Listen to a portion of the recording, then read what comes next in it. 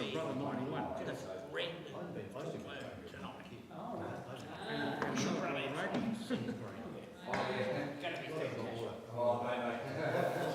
That was the mistake. I'm sure you'd agree with that. I'm sure you'd agree with that.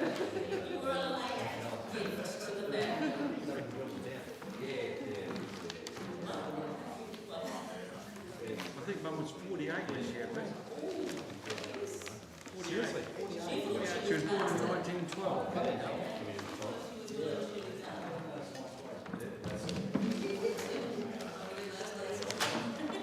They go back a long way.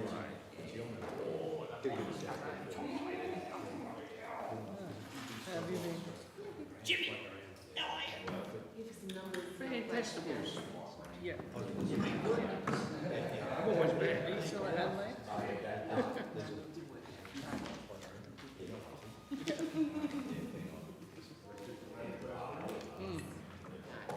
We went aligned.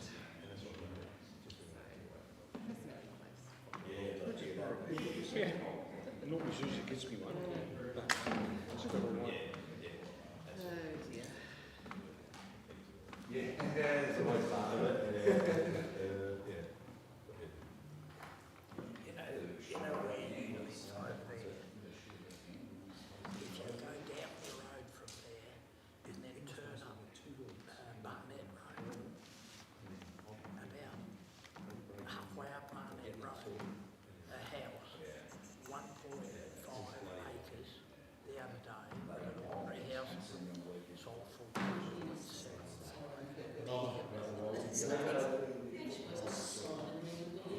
How can young people buy help? Yeah. Crazy. Jim, did you hear about that house on Barnett Road? What does that look like? Barnett Road? Yeah, Barnett Road, you know. Barnett Road runs down out from where Anders was, out there to the bypass. What happened? 1.25 hectares. Just over an acre.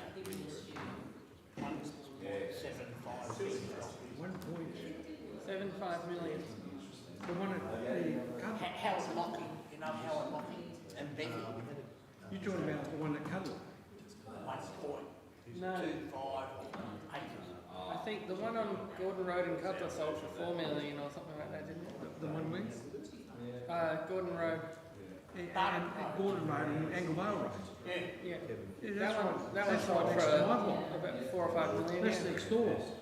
And our road that runs down beside Hemmerford, a house and a 4 acre sold for 1.7 million. And now the neighbour has got the same size block, they can make a cul-de-sac out of it. And everything. Amazing, And he's isn't just been offered 2 million.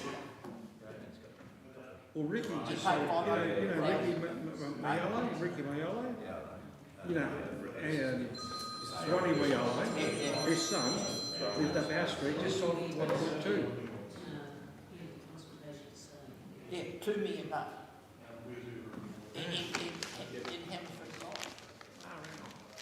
Cool. Joey's around. That's fantastic. Well, It's unreal. no good if you're buying it up first, you can't buy it, mate. Yeah.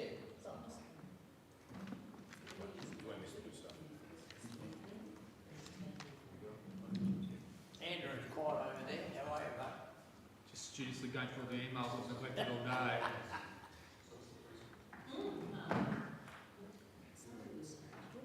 Or you driving? No, office calls are over again. Okay.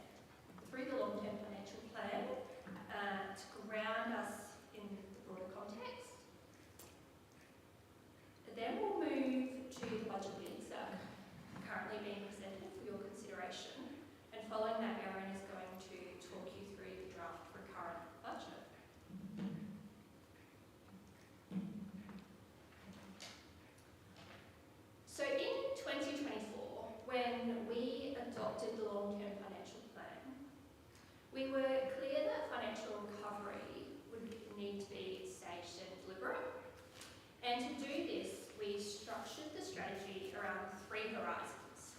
So for the short term, covering the remainder of this council term and into the next, the focus was stabilisation. So reducing operating deficit, limiting reliance on overdraft, and laying the groundwork to return to a surplus, which we're on track to do this year and continue in the future. The medium term, so that's across the following council term and through the balance of that 10-year plan, is about consolidation.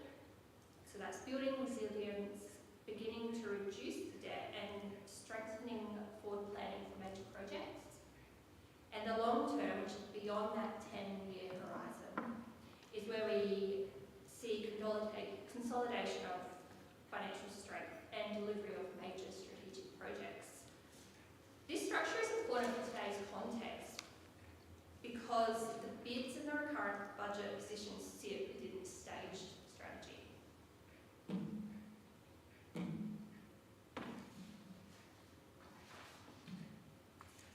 So when we were developing the long-term financial plan, we asked ourselves some really hard questions. How do we minimise the deficit from recurrent operations for the 24-25 budget onwards? How do we reduce our reliance on overdraft facilities to fund day-to-day operations? And how do we become more financially sustainable? Not just balanced on paper, but structurally sustainable. These weren't abstract, they weren't abstract questions. They reflect the reality of our position at the time. And the short-term strategy that followed was really clear. We needed to reduce the cost base of our current operations. We needed to prioritise asset renewal over expansion. And we needed to reduce reliance on the overdraft funding for operations. So in simple terms, we needed a reset so we could prepare properly for the future. Everything you'll see in the recurrent budget position and in the bids today sits within that strategy. So this slide provides an overview of the proposed capital works program. We're presenting a capital works renewal program of 8.66 million, which is focused on maintaining and renewing our existing assets to ensure they remain safe, functional and fit for purpose, in line with our financial strategy, which we set out in the long-term financial plan.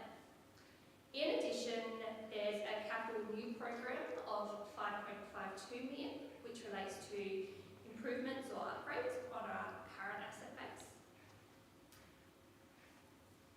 This does include some new assets, which aligns with Council's adopted strategies and plans and provides operational improvements, which will deliver future savings. This brings the total proposed capital works program to 14.18 million. And of this amount, we've got 617,000, which is going to be externally funded through the Roads to Recovery program. And we're hoping to receive the 16,000 funding through the Office of Recreation for recreation, sports and racing. And we're also forecasting approximately 110,000 in plant and fleet sale proceeds, so that will help offset the new acquisitions. In terms of comparison with the long-term financial plan, the proposed program sits within the forecast ranges.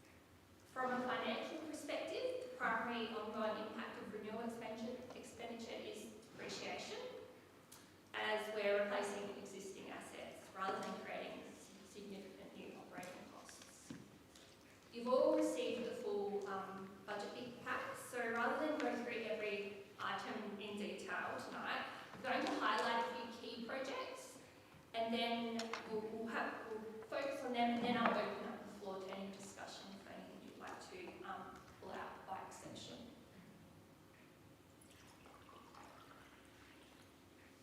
So, Finnish Street renewal. This project relates to the renewal of Finnish Street within the Churchill Heritage Area between Reed Street and Porter Street. This is a renewal project focused on reinstating the streetscape and keeping with the heritage character of the area while addressing infrastructure that has reached end of life.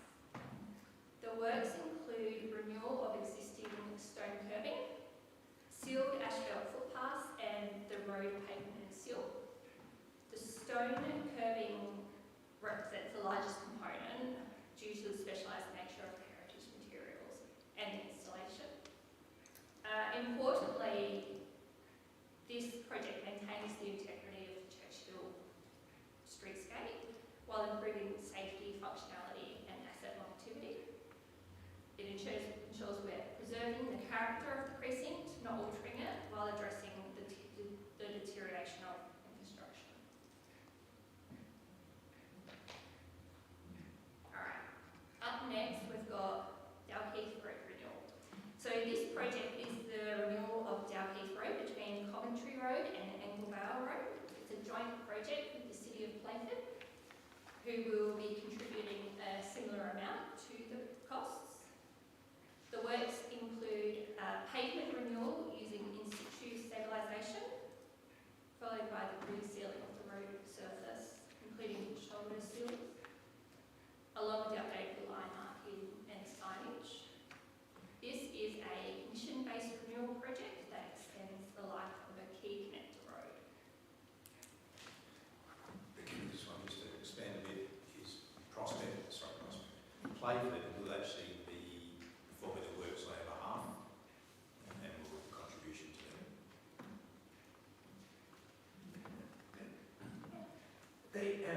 Quite often we've heard where, like in this case it says, Coventry Road and Anglevale Road, it's a joint project between us and the City of Playford.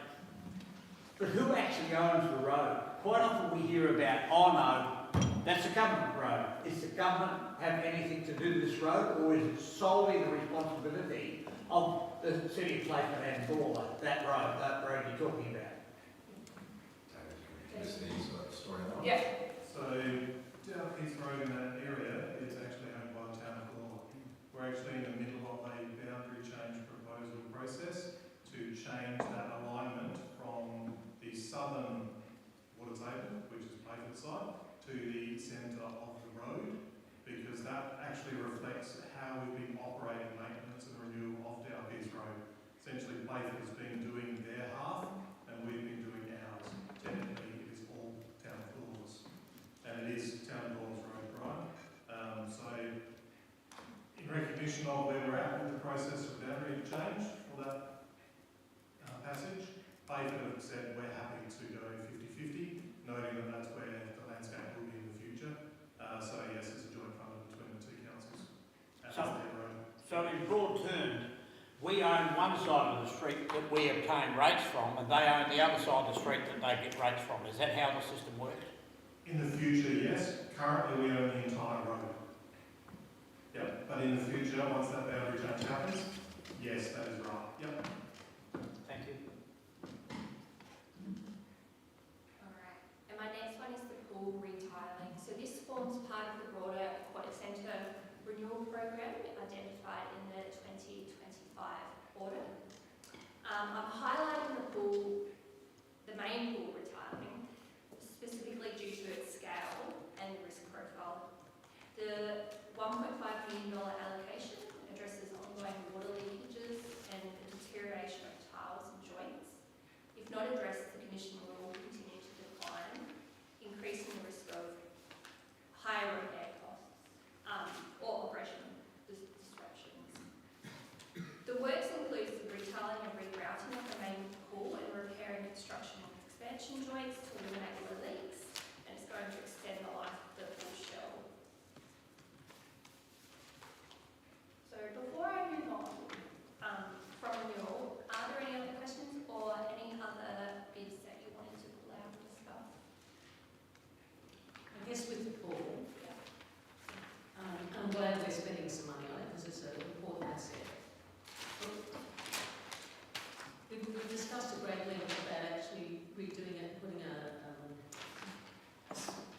again, to reduce the depth and everything else.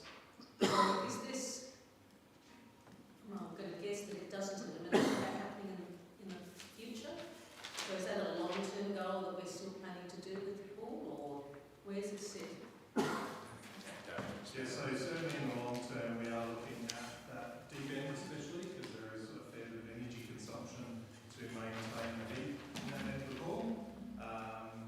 So it doesn't prevent the opportunity to put a new shell insert in. It just extends the life of the existing concrete shell without having to replace the whole thing. Because if we were replacing the whole pool asset, you're looking at 5 times that cost essentially just for the shell itself. I think it's going to be easy to explain to the public that this is almost ongoing maintenance. We Yes, have on a correct. site that at one stage, sometime in the future, we have still have a major restoration of the whole site. Okay, thank you. Are we able to, because obviously the remedy will mean less water topping up, etc., etc. So can we quantify the annual savings potentially on what we're able to? We're trying to quantify the water. People remember that, David. So the interesting aspect of public pools is water's not expensive at all, because we're not charged for water for public pools. Okay. So there is though improvements in reticulation and chemicals and all those sorts of things. Because obviously when you're leaching water, you're leaching the chemical as well. And there's also improvements to biodiversity as well, not leaching chemicalised water into the ground aquifers essentially. So there are benefits in that. Quantifying that's going to be challenging, but we can look at the costs of chemicals by volume of water as an option. Yeah, I guess where I'd love to get to is just, again, that return on investment in operations, even if it's time in having to fill the pool and what we can save in that way, in the same way that we've itemised the solar system as well, picking up that end of life, we want to invest $50,000 in a new solar upgrade. What does that pick up in efficiencies in the current technology? Just really trying to get to that. And you're right, I think we can make an estimate. I mean, we'll add it to the commentary, estimated savings as well, as works. X, Y, Z. No, we can do that. And do we know how often does end of life come about for tiling? Do we know when we last had to replace it? My understanding is it's more than 15 years ago. Okay. I don't know the exact year, but more than 15 since that pool's been done. And the life. I'm going to say it's 20 plus. And this work would all be done in the out of season? Yes. Obviously. Okay. We I still think it's worth, I think the community will be pleased to see us continuing to spend money keeping it going. So, We did have a win when the investigation about where the water was leaking from. So the positive finding was that it was from the joints. It wasn't from cracking from miscellaneous places or structural integrity. It was compromised. It literally from the joints already in the construction. So that was a win. Because we did use that when we replaced the sand filter. We talked about water loss at that point too. So we've used that to the public quite a bit. Yeah, that was different water loss out of the balance tank because that was an old concrete structure as well. The water being retained in a concrete tank that was leaking. The sand filter replacement is that balance tank into the pressurised filtration system, obviously traps all that water within the filter. So same problem, different area.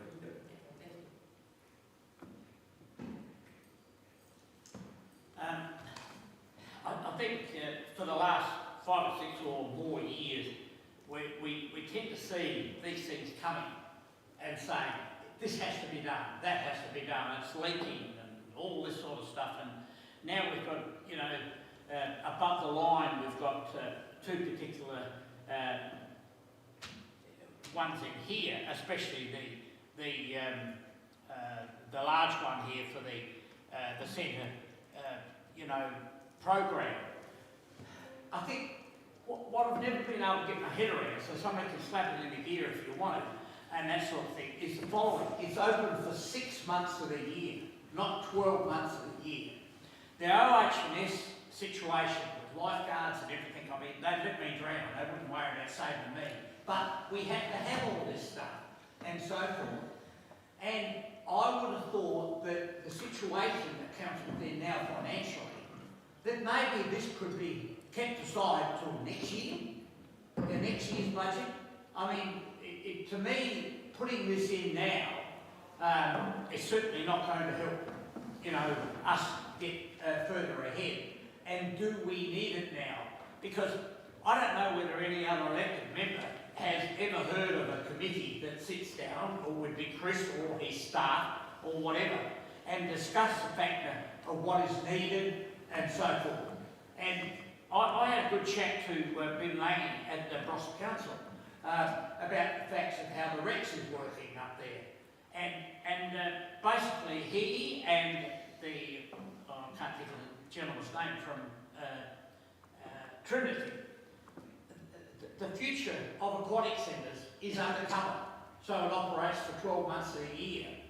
I just wonder, has this ever been discussed? Instead of spending, you know, 1.309 million that's proposed above the line here, it's still not going to be undercover, and it's still not going to be open any more than 6 months. So could somebody maybe put me right? I'm happy to expand on those points.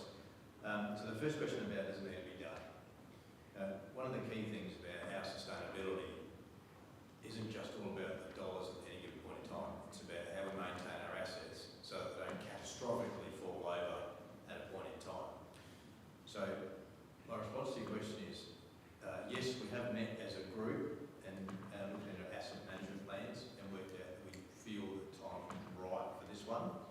Because if we don't, if you think about it, if we don't intervene now, the water leaks will get worse, the tiles will start coming off, and we may end up in a situation where we lose a season where the patrons can't use the pool during summer because of a catastrophic failure that need repair at some undetermined time. Thinking forward about what the pool's going to look like, is it open air or is it closed? The challenge we've got, if you say that you want to run a closed pool, is the cost of construction of those.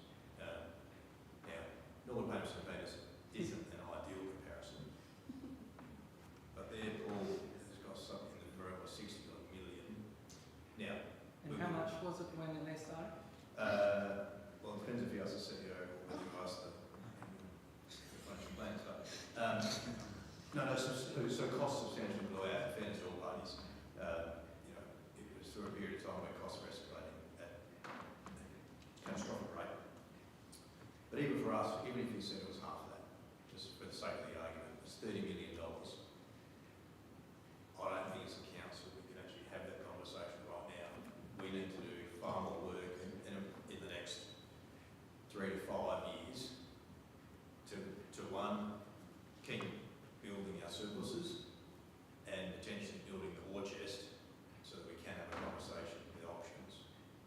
That's where we're heading right now. Well, as it worked out, it's unique because it's a 50-metre pool, and Trinity College sends their swim team to our swimming pool to do their training ride. Can't be that bad. So, you know, yes, undercover, but a 50-metre open pool has its place in the swimming industry. So when this is discussed about putting forward to this budget this year, like, for instance, Playford Council found that it didn't work to just have it open 6 months of the year. So they covered it. And now the operation there is working absolutely perfect. And that comes from the manager there, right? And so forth. Are we going to look at that in the future? Because, you know, to me, that's the only way to go, to have something like that. And I don't think any of us here in the chamber have ever seen a profit and loss coming from the operation of the aquatic centre. Now, I don't read everything, I try to, but, you know, like, the only thing I heard about the aquatic centre this year is somebody got stabbed in a car park. So, you know, like, I'm just wondering, why is it that we don't know more about profit, loss, wages, all that sort of thing. So the short answer is we do know that, Brian. Pools are a service to the community. In short, I don't care how you slice and dice it, a pool will always cost the council money. Yes, you might get some external businesses, some gyms, and a couple of bits and pieces that can help mitigate the cost and lower it, but you should never think as a pool as a possible profit-making centre for a council. But the long answer to the question is, I think that we will as a council have a conversation. Now, I don't think we can have it at least the next 5 years, just personally. I think we will have a conversation, but I don't know where we're going to land, because what we don't understand is what's being invested around us. If other parties are going to build other indoor facilities, for example, take Trinity, if they're going to expand their indoor facility, we shouldn't replicate that.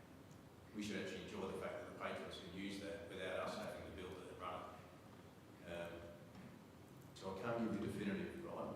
But rest assured, the conversations are being had, but now's not the time, in my humble opinion.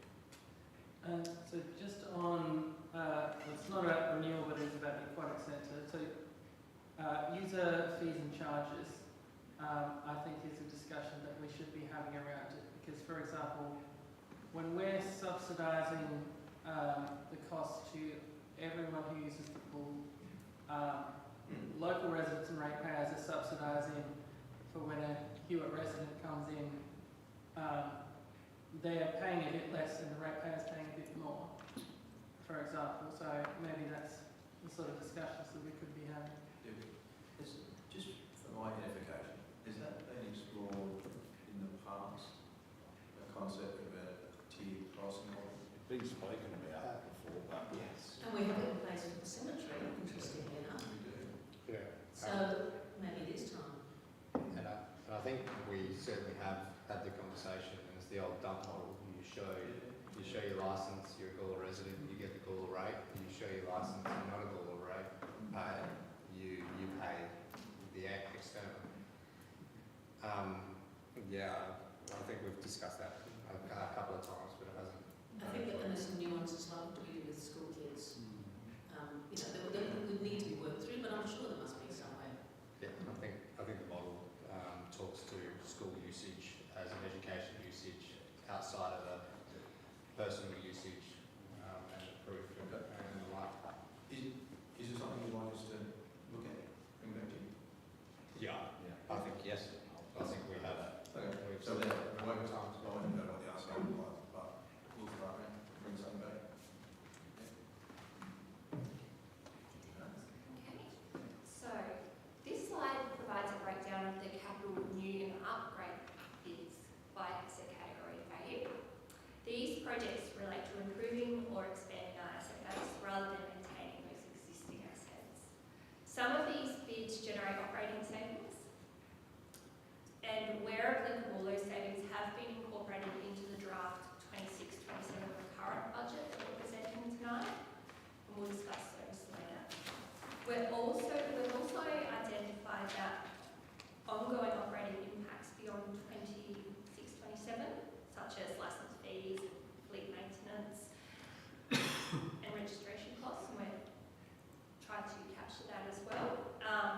Noting that the depreciation impact isn't included in this. That will be reflected through the long-term financial plan modelling once the final capital program is confirmed.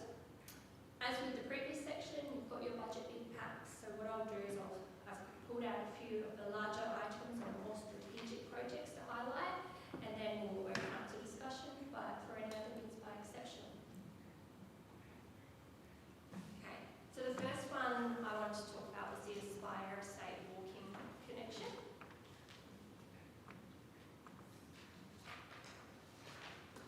So, importantly, this bid is in addition to the $750,000 new footpath program already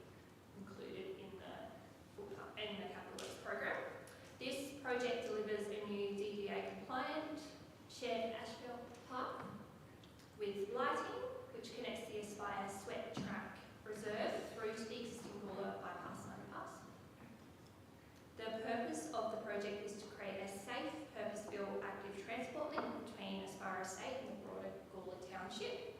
At present, Main North Road presents as a significant physical barrier. This connection overcomes the barrier and integrates the estate into Council's broader footpath and cycling networks. It aligns with Council's walking and cycling plan 2018 to 2028 and the Gawler Integrated Transport Strategy 2024. So this is more than just a path, it's about accessibility, safety and long-term network connectivity. I think there's a couple extra points. I'll just jump in there, Renee. We actually sought federal funding for this, for about $500,000-ish round. Now we were unsuccessful with that bid. We've now got to the point where we actually need to deliver this better for the community. One thing I am currently lobbying, or working on, sorry, is with the planning minister whether we can get any money out of the Planning Development Fund. I know, so that's a current conversation. I haven't budgeted for any money coming that way, but it may be up to $100,000. That is not locked in, it's just something I'm working on. I suggest that the council wish to leave this in the budget, we leave it at the full cost, and if we can generate some funds after we've adopted it, that's awesome. But at this point in time, I'm just recommending that it's a very important project for us to deliver if we can. I might have thought that this being such an important thing, you know, like, especially for the school children, to Trinity, and for people that, not many people walk anymore, so it may be for the Trinity children, I would say, and also getting underneath the very busy bypass and all, that it would have been eligible for a grant, because at the moment grants are getting pumped out pretty quickly at the moment for certain reasons, and that sort of stuff. I mean, has it been tried to get support of a grant? It certainly has. So, as I shared, we've formally gone to the feds some 4 months ago. We've also been talking to the state. Now, in terms of the current landscape, it seems they're focusing on other funding opportunities. So the short answer is yes, we have. I think we've exhausted the opportunities that are currently out there, and we've now got to the point we've probably just need to bite the bullet. Yeah, unfortunately, it would be lovely to get some big chunk. And I think the thing that we're certainly trying to sell any opportunity we get is the connectivity to the Northern Parklands as well. It's a project that's now been fully scoped and designed that will never get cheaper as time goes on. And I think the leverage that we have in relation to the Northern Parkland is certainly a discussion that we're taking into any room that we can get into, to say, hey, you're all about connectivity to open space for not only the population that is here currently, but the population to come. Have we got the project done, costed, scoped for you? And we've got our best salespeople's hat on any chance we get, but now everything's in caretaker. We've sort of, conversations have stopped, somewhat positive, but no guarantees, but it still doesn't change the fact that if you don't deliver on this, these plans and this connectivity and these needs continue on, and that project becomes more expensive, and then all of a sudden your plans are out of date and we're going out for review again, and then we're talking about it again in 3 years' time when it's $1.5 million. Chris, can I just check the 2.5 DDA compliant? Is that very similar to what we have running across along the river? Because what we call the blind walkways? Absolutely. Because that's how our community understands them. Yes. So describing it for us, that's easy. Absolutely correct. And they're incredibly popular with all our ages, so that's great. So is this an expansion of a current path, or is this a, sorry, I'm just trying to visualise it, because as one of the people who does walk, I have gone across from Tamblin Station through the, through the private property of the church through to the Trinity College. I wouldn't mind betting there's a bit of a go track that's been formed, but this is a brand new path. There's an informal track. It's a brand new path in between the highway and the road network. Not Greenslade, it's the other one. I can't remember off the top of my head, should look it up. But between Trinity, there's another road before the highway. It goes in that road reserve. So it's a brand new path that doesn't exist at the moment. There's no space on the other side of the road to full path.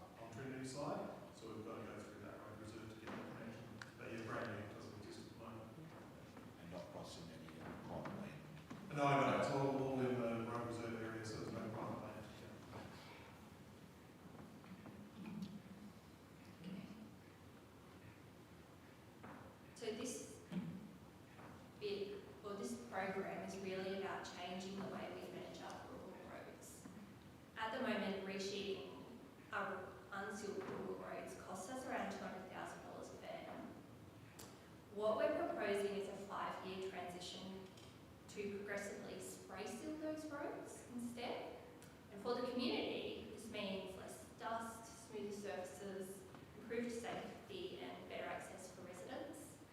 And from a financial and operating perspective, it also reduces our long-term maintenance burden and is projected to deliver around 1.75 million in savings over 10 years. So that's not this year, but in the future. So we've got a road that we've put up to do the sealing on.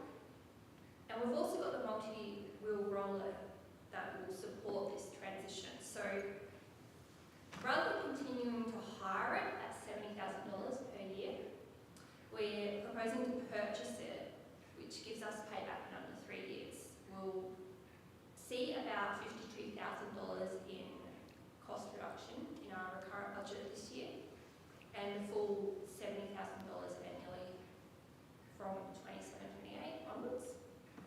It's not about growing our plant fleet. The roller supports the transition period, so once the spray seal program is complete, it can be sold and we won't need to replace the grader, which is coming up to its end of life as well.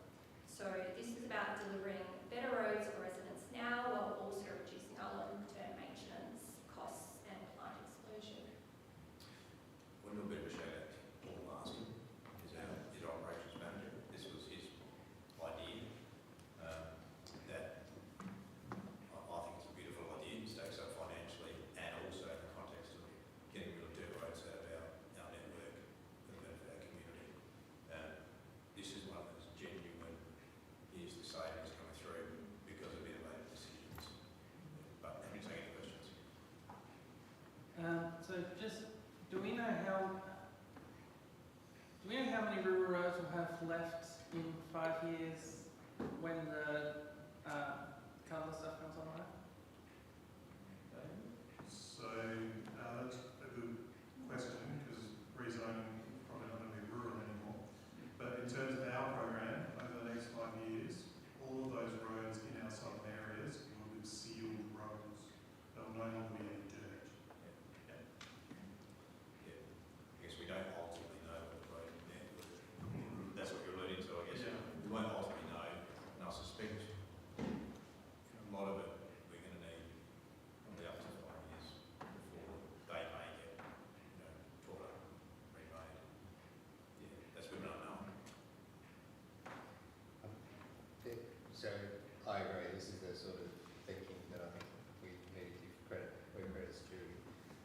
Because it is a little bit of that outside the box thinking and does provide a higher level of service in an area at a lower cost. The only thing that I just point out on this, particularly right here, is a like a piece of plant like that, $180,000 will have annual costs that you need to factor in. So where we do, you have factored that into the $180,000? Oh, cool. Absolutely. So, but that's the purchase, multi-year roller, 180 grand to purchase. Yeah. And then ongoing, I think we've built in 15 grand. Per year. Yeah. Okay, cool. Yeah. All right, well, I'll just. Then I have to say at the end of it for maybe 100. Yeah, okay. Sweet. No worries. No, as long as we're thinking about, because that plant is always pretty expensive to maintain. The kick in this whole model is that 70K. It's to be, it sits idle for a fair chunk of the year, but we retain it on the high because in the past we've gone to hire a whole entire roller and they said, sorry, they're all out. It's just a massive cost for us to bear for a non-productive piece of kit, and then pull the pieces together around this idea of getting rid of our dirt road network over a number of years. Where it says they're all out, maybe we should hire it. Look at your downtime. There's the belly button.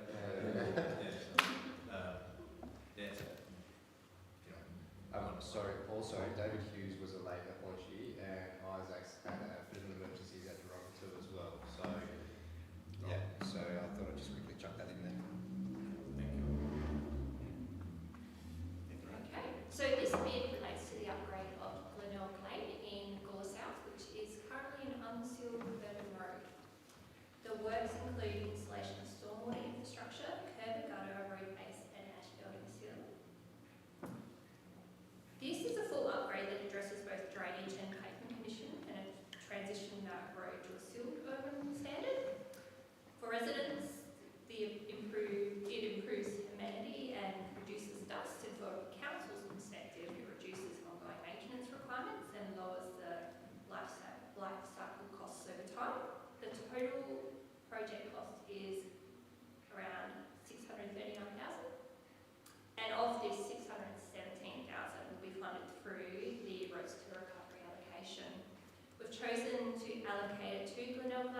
aligns with our broader strategy of improving road standards while reducing long-term maintenance burden.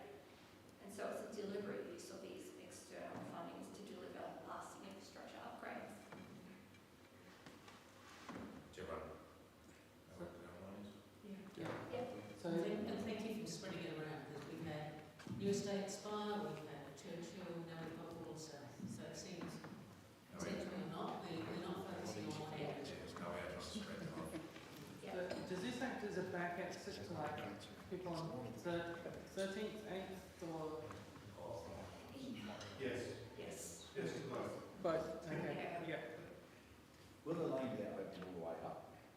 Because it starts, goes all the way through, but it's blocked off halfway as it L-shapes down, you see. No, the intention is not to open up the laneway, because we don't necessarily want to be a commuter thoroughfare. It's a property access road, essentially. We'd be stuffed if we didn't get that roaster recovery if money which you had.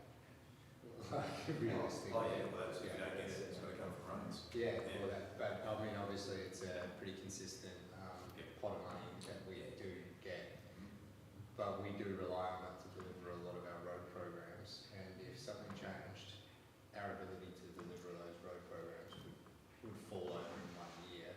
We'd have to try to make it up elsewhere. Yeah, Absolutely. yeah. That's So why this, we need to keep advocating. Oh, yeah, absolutely. Okay, sorry, Brian, just quickly for a no, minute. that's okay. Because this is one This of has those, got nothing to do with the 8th Street development, has it? No.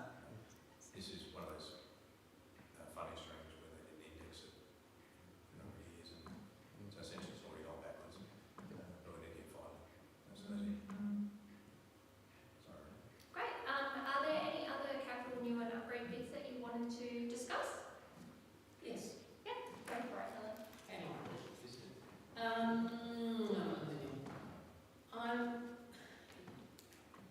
I know it comes into capital new as well, but I would like a discussion about merge maintenance with a totally combined. Yeah, still coming up to that one. That's Okay, fine. right, we'll come to that. The participatory budget, and I'm taking council sample, this year obviously we're, back to basics and being disciplined.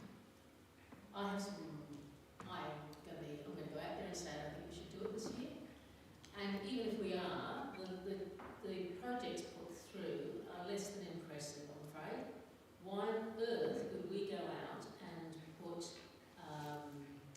book exchange stations in the community? There are at least a dozen in the North community already. This is something the community does. We need to stop trying to do things that are actually community-led projects. We can facilitate them, we can offer some funding, but that seems inappropriate. I've also got some questions as to why we need CCTV in the wall in the Pioneer Park. We've already had a discussion about community-led public art and public-based art initiatives. That's coming through some community groups, so why is that going to be in the participatory budget?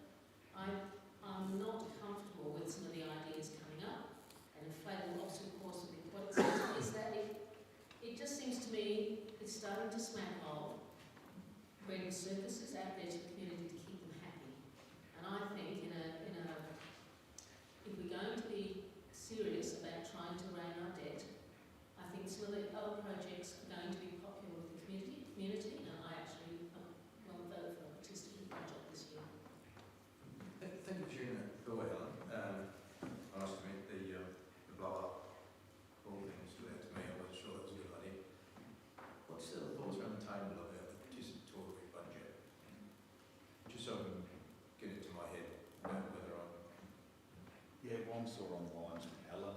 Yep. That's at the moment, we've got a lot of work to still do. We need to stay true to what we said. So if it aligns with what we're doing, sort of okay. CCTV, I was very sceptical, worked in that industry as well, and yeah, it's good to see these blurry pictures being chucked across social media and that, but they don't actually really do anything. Well, what's the crime? Tell me why we need them. I live next to it. So can we separate out the participatory budgeting from the suggested items, and so where are these suggested items coming from? We've had some suggestions made to us as part of the budget workshop. We had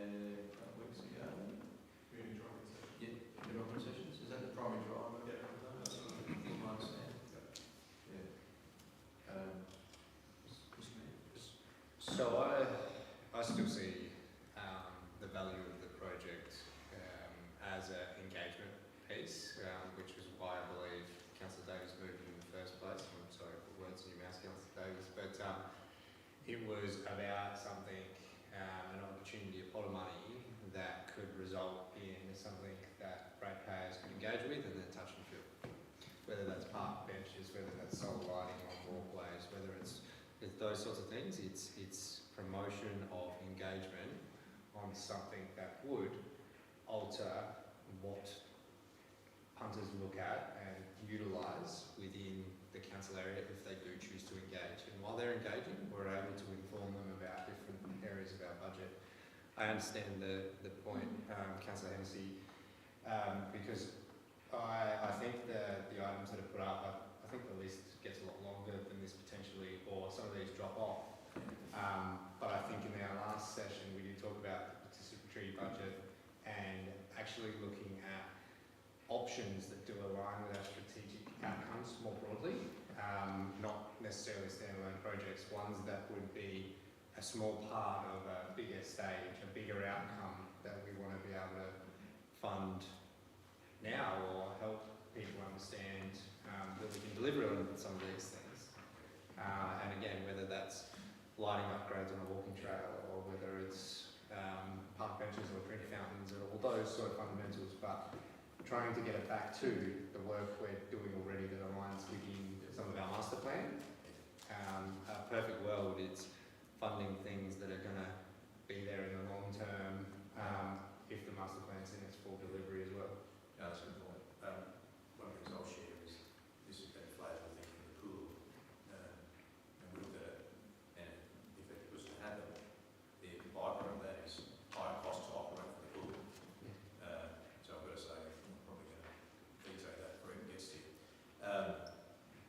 So there might be a balance point here. So, yeah, so look, as the one who moved this motion initially, I agree about some of the individual projects. I just don't think that they're what I would be looking for. But I think the purpose, for me, the strategic purpose of it, and we've been trying to change it a little bit every year, working on what's the best way to do it. But the purpose of it, I think, is one of our biggest strategic outcomes is a budget that the community says that's our budget rather than that's your top-down budget. And we need to bring people into the budget, and this is one way of doing that. But it's ultimately, I see it as in some ways the most important part of the budget. If you consider, for example, we've got elections coming up. If residents feel decisions are being made from a top-down perspective, they don't understand why decisions are being made, they don't feel that they're involved in the process, angry residents will come in and say, we've got to reduce the rates, and we'll get elected, and some of this long-term planning might go out the window. So participatory budgeting is not the solution to that, but it is one of the only things that we have that's attempting to address that problem. And that's I guess why I moved it in the first. So for a bit of context around what's the why has it been brought up in the first place? I think the actual implementation, we've been watching it change over the years because we've had a very successful first year, and then we had a bit of a changeover of the finance team and everything, and it sort of, I don't think it fully sort of succeeded the second time, and then we've been making a couple of adjustments the last couple of years. Yeah, I think some of the projects are maybe not ideal at the moment that are being suggested, etc. But I think the actual point of bringing in people to be able to walk through the street and say, oh, that's our bench. We voted for that bench is very valuable, and that's my thoughts when I moved the motion. And I'm happy to look at that, but at the moment, these are not evidence-based requests.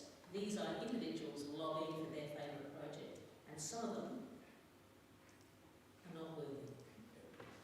So I think the key here is to ensure they're aligned with where you're going. Exactly. If something fits in, I'll send it over. It's not very. This budget in particular, I've said it before, but I'll say it again, we're going to do more work in engaging the community through this budget. I'm particularly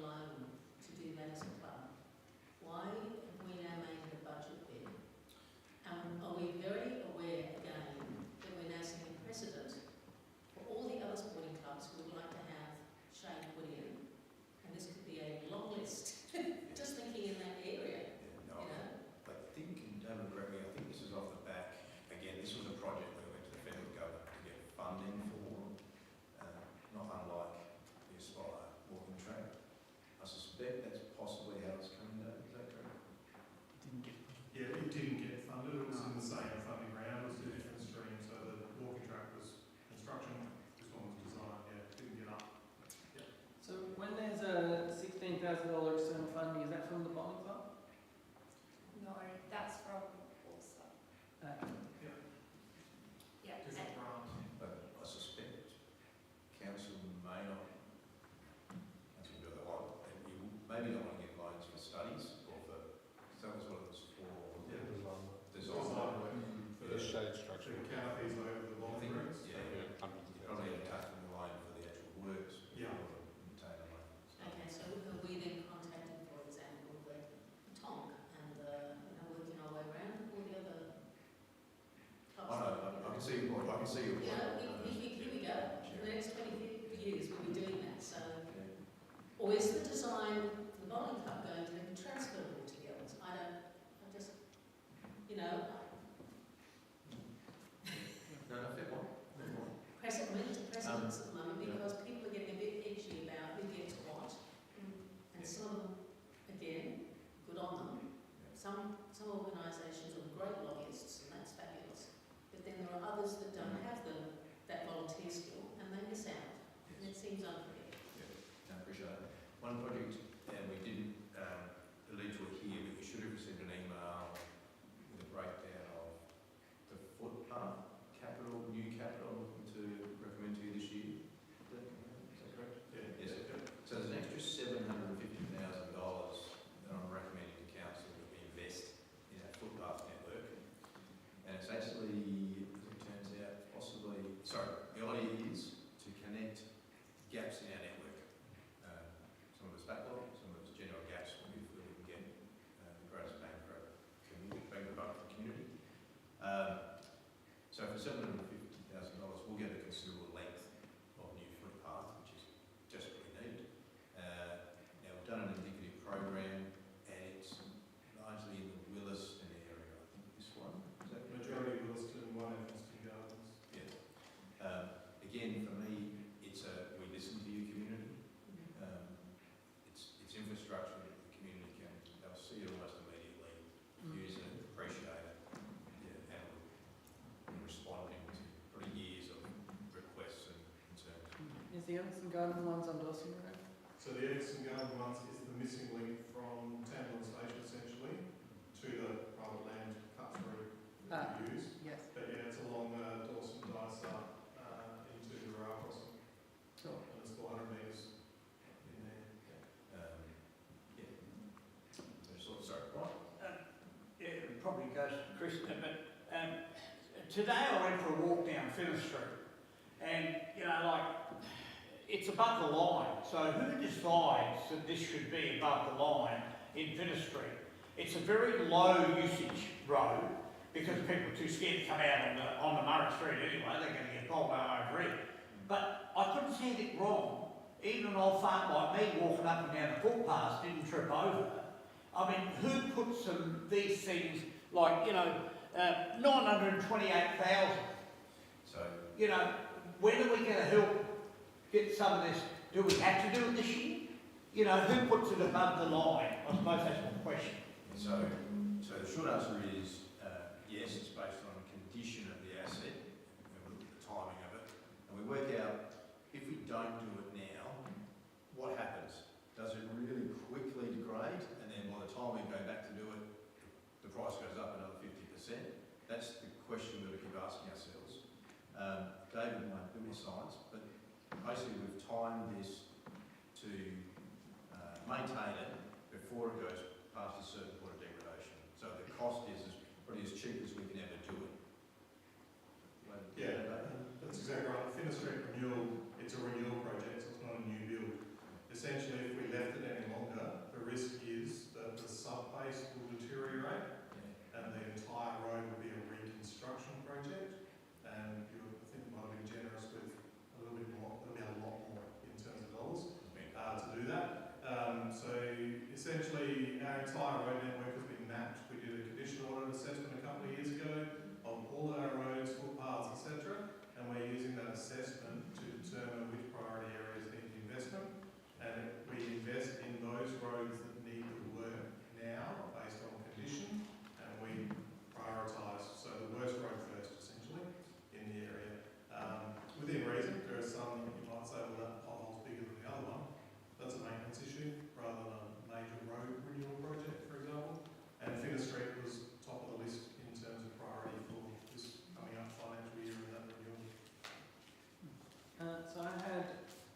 this is feedback that I probably have already told you, Chris, but just in an official setting. Council Chambers AV system upgrade.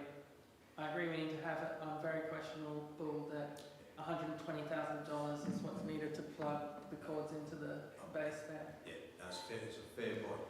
I'm pleased to say we've had quite a number of conversations, and we hope we can do it for far less than that. It's, at this point, because it will be borrowing that figure, it's a notional allocation that we will be making sure, well, not making sure, ideally we can bring less than that. Or we could add in the soundproofing to do the whole area as well, so audio and soundproofing. I was going to talk to you about that before you left it up.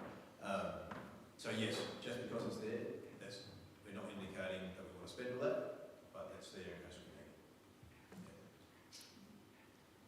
Mr. Mayor?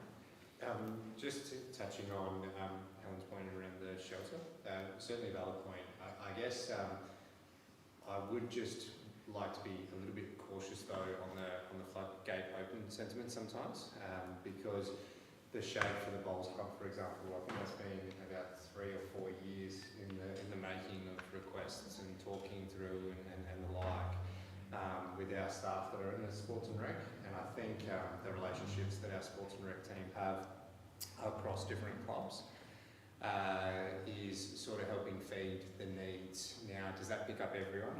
I agree with you. I don't think it does. I think some clubs are good at providing the detail when requested, and some aren't as well. And again, it's volunteer, it's nothing to do with malice. But we need to keep on chipping away and trying to help where we can. But this design approach on trying to figure out a solution to a problem that has been identified for many, many years, and our club's advancement, I think is something that we should be looking into systematically, and I think this design work does help do that. But it's certainly, I do worry sometimes if we turn around and go, well, as soon as we give it that one, we then open the floodgates and we'll see it year on year. I think we need to look collectively, case by case by case by case by case, because each club or each volunteer group or each community group is going to have their own challenges and opportunities, and we need to look at it as an open mind, not necessarily say we should invest in that because we're going to attract others. I want to attract others' conversations to flow through, and I want to be able to set a precedent of how to do business with the town of Gawler, but then the onus is going to be on us to have the ability to say yes or no if it doesn't stack up at the time it stacks up. But that might be no for one budget cycle, which is what I think the Bowls Club have been trying to work through. And can you see that if it's a design that can be then moved elsewhere? Oh, absolutely. They're in fact moving away. Oh, absolutely. And I think in the sports and rec space, we do see very similar consultants that are specialists in these areas. And sports lighting, for example, there's only a couple of main players in the industry, and I already do see staff going, hey, that worked well there. That design, like we did here, could actually work over here. Let's not start from scratch, and that's a plus. Except for the softball court. I think that was a lessons learned. Just in terms, in regards to the District 3 budgeting process, in terms of the process itself, we haven't locked in any projects that would be put to vote for the community.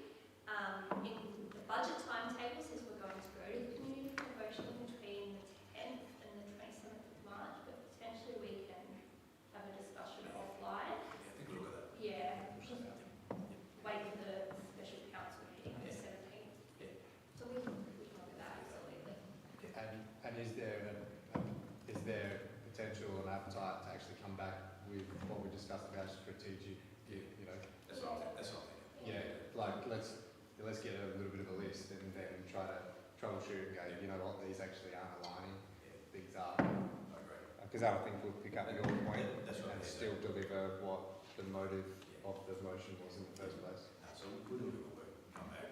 Yeah. And I Council before we go out. also on participatory budgeting, maybe it makes more sense that that we should be approving next year's rather than approving this year's retroactively. It just seems a little odd to say this is going out to consultation in March for a budget that will be approved in June. Like maybe if we're doing this, we should be just approving it now to go out next March, sort of thing. Yeah. We'll look at it. It could be the council agrees on an allocation and then looks at the actual particular projects and might come through at a later date. That's an option. That's actually a silly option. So we don't rush it. Yeah, That's a thought. we can investigate it and, as I say, make sure it absolutely aligns. It doesn't counteract something we decided not to do last Tuesday, you know. So we can still say the community, this concept's here. Sorry, Ron. So, from here, in what we're talking about tonight, and we've got a couple of councillors that are here and so forth, this goes back to your department and then that comes to us to approve this to roll. So the actual other items here that are above the line, it's pretty well cut and shut that they're going to go through. Is that how it sits? No. What tonight is about is we've had the team put our heads together and put together what we think is a good option for you. And we're going to demonstrate how we've managed to balance the budget and make it come to surplus. But nothing here is locked in. If council says to us, sorry, no, don't like that one, yeah, that's council's decision. So nothing is locked in from tonight. This is just us sharing and trying to get some feedback to find out whether we're loosely on the mark. And I've got a couple of points here, but we've got work to do. So no, nothing's locked in, right? And if council as a whole tells us something's not in, it's not in. Yeah. And we appreciate all the feedback because we want to get it as close to where you want to go before we actually present it. Yeah. So the goal obviously is let's have these conversations early. So there's not a lot we can do as elected members to what's been put forward by your staff here. Like, can I just move into one thing, which I've always been against. I mean, the replacement of $365,000 of vehicle.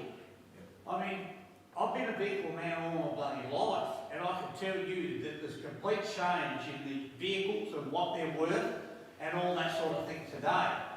And I've done a fair bit of asking and looking into this sort of thing. Most of the vehicles now have incredible time periods for when they need to be serviced and all that sort of stuff. We, as the council, have got a fully equipped workshop and we employ 2 mechanics. But not one of those mechanics service any of their vehicles that we have. I know this is a fact. They all go back to the dealership where they were bought from.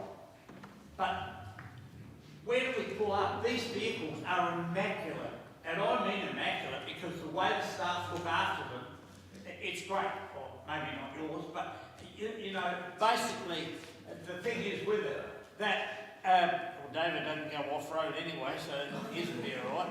But why do we have to get rid of them now and spend $365,000 to replace it? That doesn't make any common sense to me, and that's why I'm raising this issue. Where and how, when this has been put above the line. So, it's going to roll.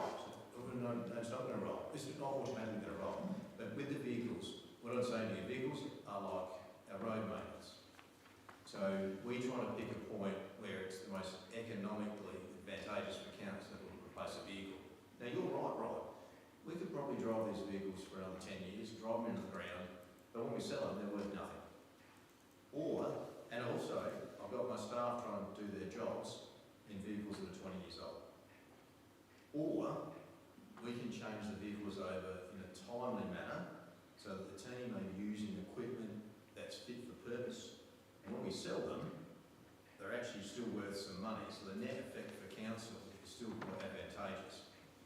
So what you find is a number of those vehicles on that list, some of them are vehicles that haven't been changed for too long. I think half of them are probably vehicles that are 10 plus years old. And that's not organisation, it's not good for the employees trying to use them. So we're actually undoing some, and I'll say it, some decisions where we extended the lives too long. So this is about finding that balance point. I'll just add to that a little bit, Brian. We did 2 budget cycles ago. The first one, we pushed them back. We pushed them back, and I think it's caused us a couple of issues in that aspect as well. But, a lot of contracts, I don't know if it's in with what you guys do, but in some contracts, you know, it is written in that people got to have, you know, card replaced every 5 years. Sort of thing. I don't know what happens here, but you know, in the real world, that is a thing too. Yeah, so I think actually it is actually with 5 years a lot about life fleet. But we really start to have regard for this, and I talk about this balance point. It's the balance point where the maintenance costs start to cost you more than change the vehicle over before it's worth nothing. So there is a bit of science that goes into it, Ron. We don't just change the vehicle because we think it's nice. And the net cost is 190k, so it's not 300,000, it's 190k, which includes bringing in 2 electric cars for staff, which also meets climate emergency plan, which is, you know, I mean, that needs to slowly keep moving forward as well, so 190k is. Yeah. So thank you for pointing that out, because that was a topic of conversation where those 2 cars were initially electric, and the exec went through that, and particularly Andrew, give Andrew credit here for pushing the barrow for our climate emergency. So we identified 2 cars that could become electric very easily. It's just that I'm involved with another council, as you know, the Gordy Council. Last year they didn't replace any vehicles. They always replace them every year. They said, no, hang on a minute, you know, like the other 7 other councils that are at the moment, you might have read it in the paper the other day, that are really on the rocks, you know. I don't want us to get like that. And the whole point about it is if you can actually spend $365,000, why can't we hold that back for 1 more year? Because guess what? It's not going to be much difference in the changeover. Oh, yes. I know the industry at the moment. My son's involved and that sort of stuff, and I've had a lot of chats about this, and the Gordy Council has decided not to replace many of their vehicles this year because, you know, because you work for the council, you're expected to look after that vehicle, and people are doing that. And I know that because I used to be a person that had one of these cars, and that you had to look after them, otherwise you got, you know, up into trouble. And I'm just wondering where we can start to save a bit of money. We don't seem to be looking at anywhere we're going to be able to pull back because it's already listed as above the line. But Brian, what I want you to think about is I've put before you a budget where we're in surplus. As a council, you haven't had this position for a number of years. So we have actually driven savings in the operating cost of the business already so that we can maintain our assets in an ideal position. Now my question to you is, okay, we could not replace any vehicles this year.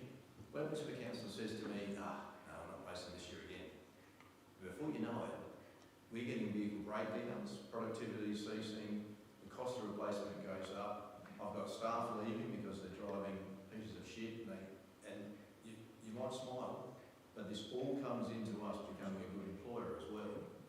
So if I can find the economic balance point where it's advantageous for us to change, and then I get all the other benefits, productivity, employee satisfaction, it's a win-win. The only time councils don't replace their vehicles, whether it runs their arse and they go broke, and we're not. We're in a position where we can do the right thing by our fleet and our staff.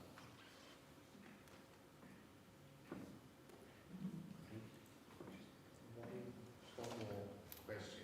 Just a general, I guess, question and statement. Just around sports and rec. I think you had it up on one of the slides before about how much we're investing in sports and rec. I think a lot of the number is pool-based. Open space and recreation. Yeah. Program value. So That's up. that's the new. Yeah. Then you've got that one there. There we go. Renewal. Okay. Yeah. Right. Sorry, the swimming pool fell into facilities. It could go either way. Okay. Yeah. Yeah. No, that's cool. Thanks for that. I guess the only thing that I'm just trying to prepare us for is just around our messaging and the like. We've spent a fair bit of money on master plan over the last however many years. So we've got our Calviva master plan, we've got our Williston master plan, we've got our Sixth Park, we've got a fair bit of master planning going on. And the only thing that, I'm not saying this is right or wrong, the only thing I'm just pointing out is when those plans are invested in and what we're doing in investment year after year ticks off those plans to ultimately try and come to a finish point. Now we also acknowledge that some of these big ticket items are not something we can do on our own, and we've communicated that we do need partnerships to be able to do it. We also understand where our debt ceilings are sitting, should an opportunity come about, what could happen, and it's a different conversation with the Chamber more broadly. But it would be great to understand if there are some little assistance or some things that do achieve some of our long-term goals, some smaller investments that are investing in these areas that are actually ticking some of these things off that we can do. I think we've done it in the Essex Park Master Plan a number of times with the half-court basketball court here and this, that and the other. I do note that we've done our playground strategy, which is why I can see playground investment, because there's a strategy and a plan and we're executing. So just, the answer might not be here tonight, just about on face value when we get asked the question, how we're able to answer or what we're investing in that, in those spaces. I see the shelter for the design, for the bowls club, and that's part of our park outcomes. Those sorts of small ticket items go a long way, I believe. Just going to say something back, so I sure got it. No, you're right.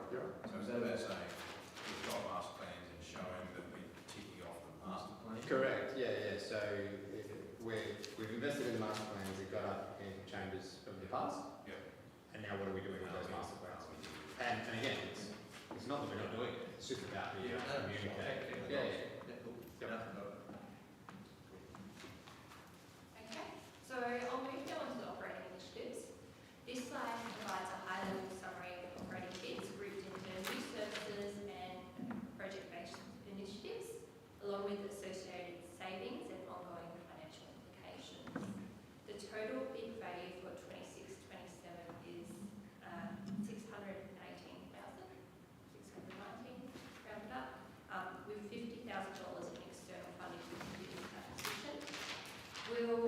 You'll see that some initiatives generate recurrent savings, and those initiatives have been built into the draft recurrent budget position.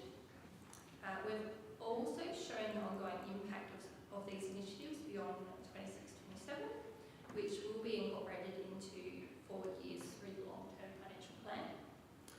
As with the capital section, you've got your bids, so I'll pull out a couple and we can go through by exception. Okay. So this one is about growth and how we respond to it, and recognising what is core business for council. So horticulture and bird maintenance are fundamental local government services. These are our assets, and maintaining them to an acceptable standard is something we should be delivering ourselves, not outsourcing. We're seeing more landscaped and turf verges come online, new developments like Aspire and Oleana Waters, and our existing teams simply don't have the capacity to absorb additional workloads. If we don't address that, standards will decline and we'll end up relying more heavily on contractors and reactive maintenance. So the proposal is for 2 horticulture positions combined with an existing vacancy. So this will establish a dedicated 3-person team. In 26-27, the gross cost will be $153,000, allowing for staged recruitment during that first quarter.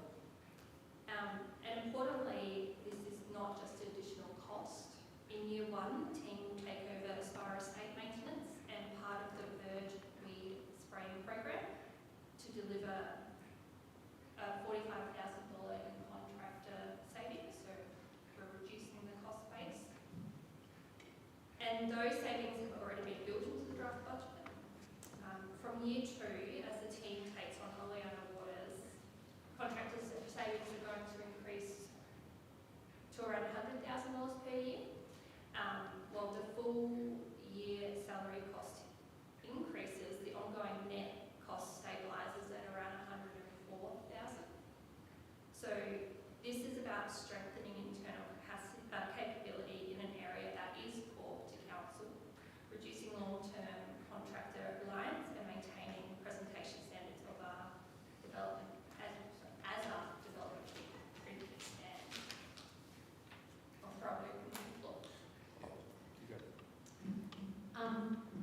When do we accept that level of service maintenance on the verges? Because nowhere else in the whole town are we maintaining fully grassed. So in terms of equity, I have a problem. Second question, just to throw it in, make it busy, Andrew. We had a depot review a couple of years back, and out of that depot review came additional staff. And I thought that included horticultural staff as well. Or am I mistaken? So is it these two plus the ones that came out of the depot review? I need some clarity on that. Dave, just to clarify the start. Yes, I can attempt to address a little bit and everything to follow up as well. There is one vacancy currently in the system, so it's actually a crew of 3 required to do the verge maintenance. We have one that came out of that review that's been sitting vacant, we haven't filled it, for the sheer fact that we didn't have the plant and equipment to support that individual getting on the ground because it was dropped out of the budget, but the position remained. This is a couple of years ago. So this bid now has the additional 2 to make a crew of 3, and then as you rightly pointed out when we talk about capital, there is capital infrastructure involved in this bid as well for you to get them out on site, trailer, mowers for the verges, and a spray unit. So that's 3 staff. It's 3 staff doing this ongoing as a verge program. There's only 2 new because we've already got 1 in the budget. So I'm grabbing existing staff and the Yeah, I can see that. multi-task. Yeah. Okay. In terms of verge maintenance in older areas, we are clawing back some of that from our contractors and we'll take that on as we grow into this space. That includes historic bitumen verging sort of stuff, or the gravels, spraying, etc. In terms of new verges in new developments, Andrew can talk a bit more about that, but we are, as it says, seeing more and more grass and landscape verge out there. And the intent of this is over time to absorb more and more of that in to have a cost avoidance mechanism in the future. When those parcels come online, we won't need contractors to service them. We'll be able to do that in-house. Andrew, you want to talk through the change in that? Sure. It's an interesting question, and I guess it's been a tension point for many, many years or decades, possibly within council, about how you treat places like Williston from some of the greenfield areas to the south. And I think that's probably where the question's coming from to some degree. I think the challenge for council has been that it's given land division approval for places like Aspire, Oleana Waters, and so forth. And you can see in the early stages, consistent with the approval that was given, there was a certain treatment of the landscape within the verge, and it was highly professional. You could argue about whether there should be full irrigation or whether there should be native grasses or other. But at some point in time, I wouldn't call it a race to the bottom, but it wasn't far off it. Given the lack of capacity within the depot and with its attitudes in terms of let's do granularic sand because that's what they've done in Playford. There's been a move in some of the more recent stages in Oleana Waters and also Springwood to basically not landscape and to not do much at all in the road verge because we think it's something we just can't afford to maintain. And I think it's been an absolutely terrible outcome on the ground. And I think any landowner who comes in, given what they've been sold in terms of the vision for the site and what they're getting everywhere else in metropolitan Adelaide, probably expects some consistency across the land division. And I'm not saying that we just go out there and irrigate everything and everything should be a certain type of turf, but I think the days of some of the more recent releases of land with granulated sand and similar treatments and no landscaping probably needs to stop. We end up like Golden Grove, where we've got, it's a level of service we can't afford as a question of what degree. We can work out the detail, but at the moment there needs to be some refinement. Otherwise, we just chase our tail in terms of no resourcing and very poor estates. My argument is, my recommendation to you as a council is we should find a level of service that strikes that balance between presenting the town of Gawler in the best possible way we can, but doing it in an affordable manner. I don't think we can go forward presenting verges to the newer communities that are, and it's not, you call it Greenwich sand, but it just looks like this unmaintained lunar landscape. I personally don't think that is a good outcome for our community.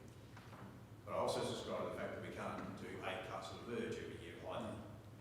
It's about understanding what can we afford as a council that matches to a degree the expectations of our community. Okay, so the elected members around this table all have verges. They have no lawn, no spraying, no cutting.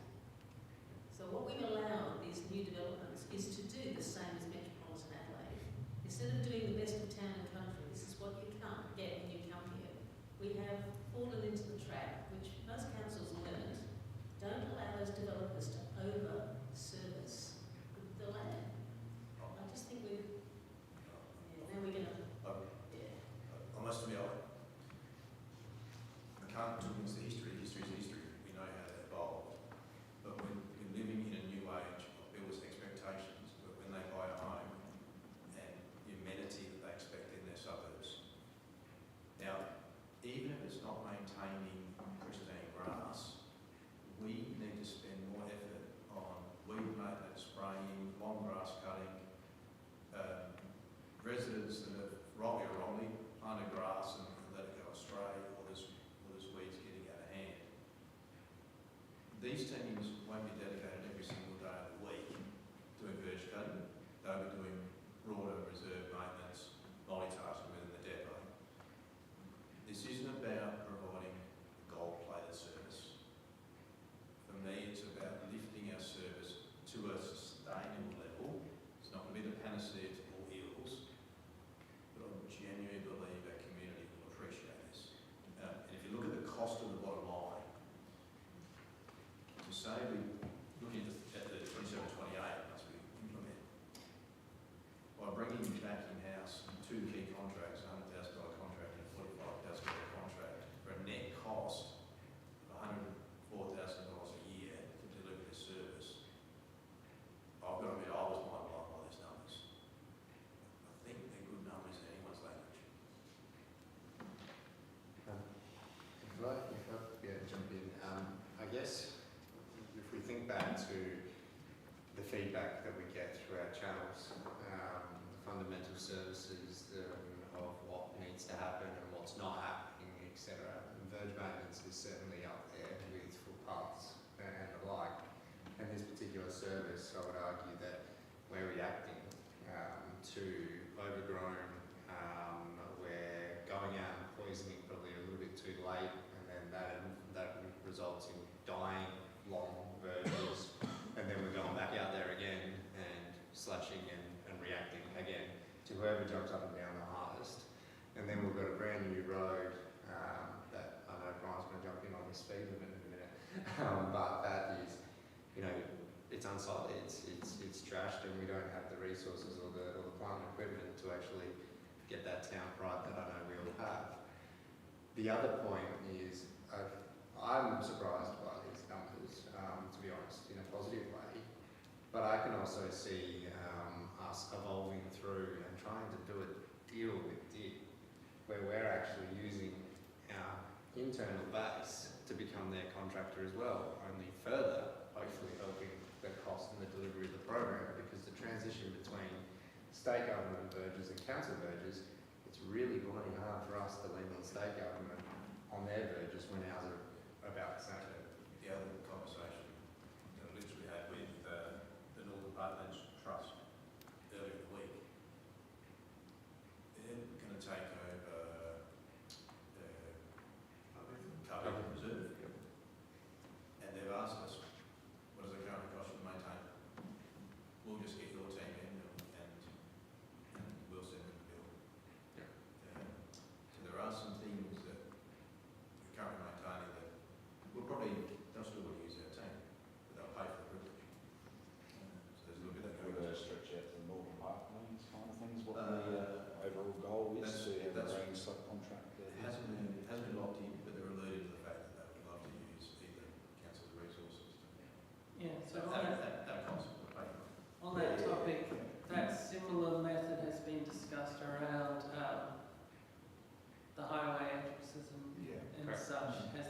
have we gotten anywhere with So that? I haven't managed to prosecute that case much further, apart from it was too hard to ask it when we asked it at the last minute.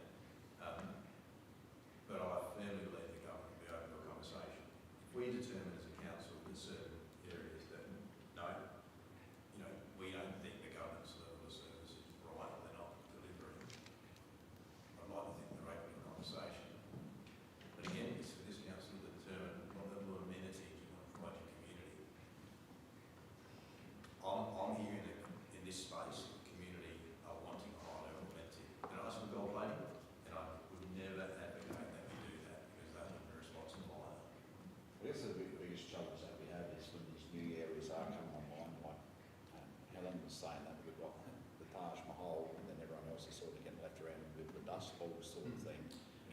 That's where the real concern is, but I've got no issues with us trying to look after what the state government's not, as long as they're paying that sort of thing.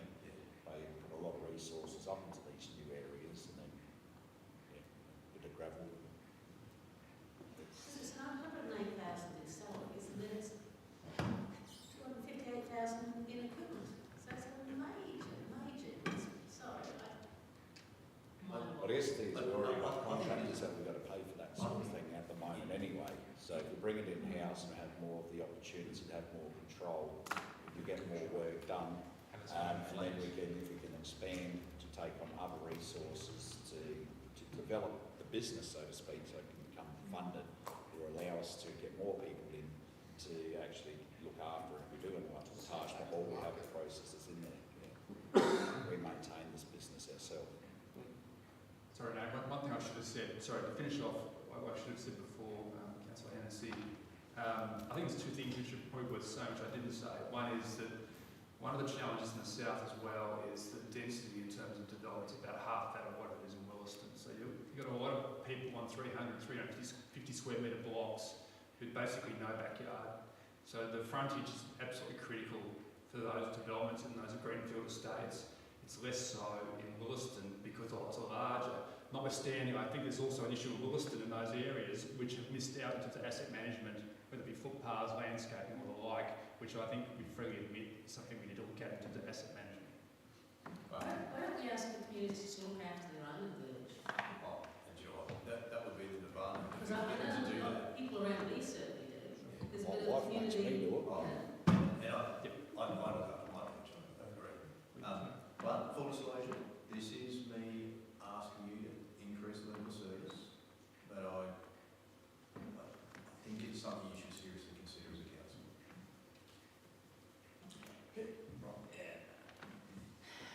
About 4 years ago, somebody got the Brady idea about getting in a consultant to look into, different areas of our council and so forth. And I always remember this particular person they got to look at the infrastructure team.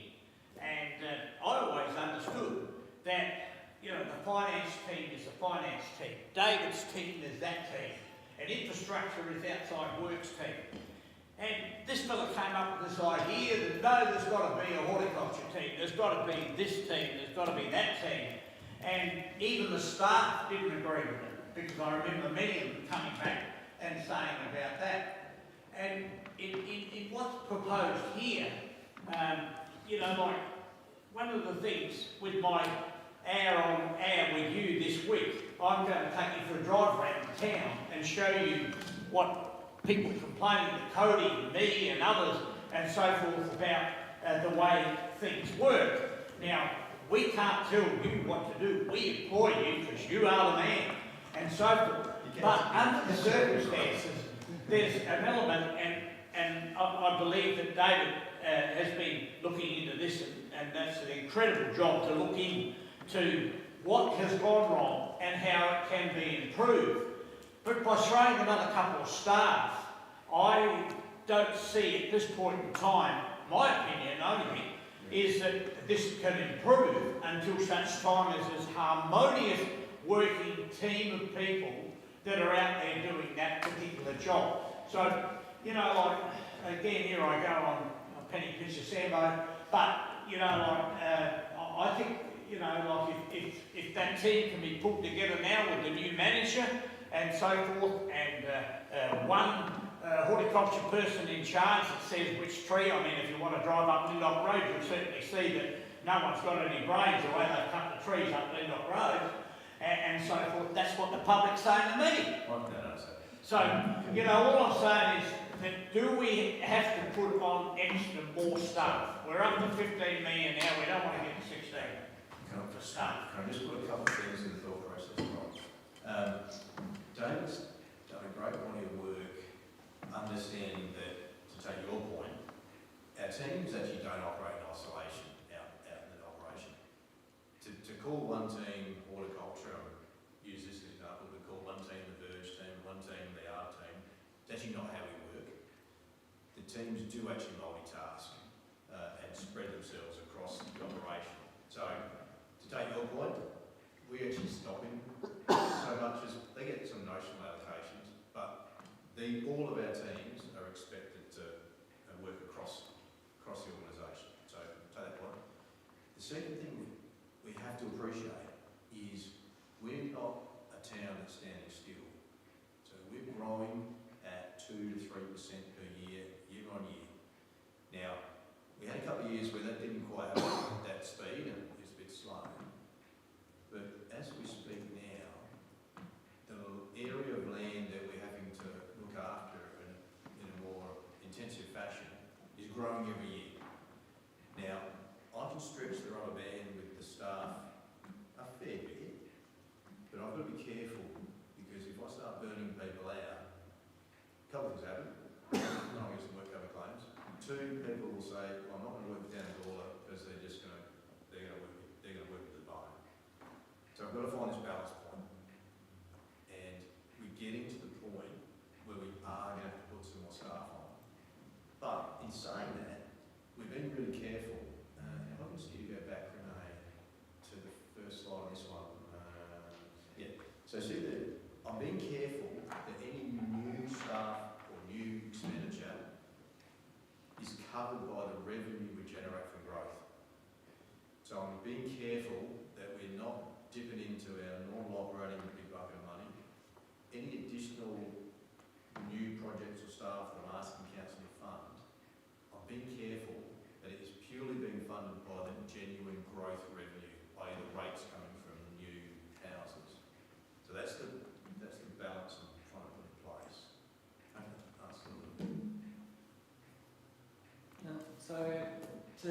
And I guess to clarify that as well, so we're not recruiting two Verge maintenance people, we're expanding the horticultural team because we want to be more ambitious with the Verges as well.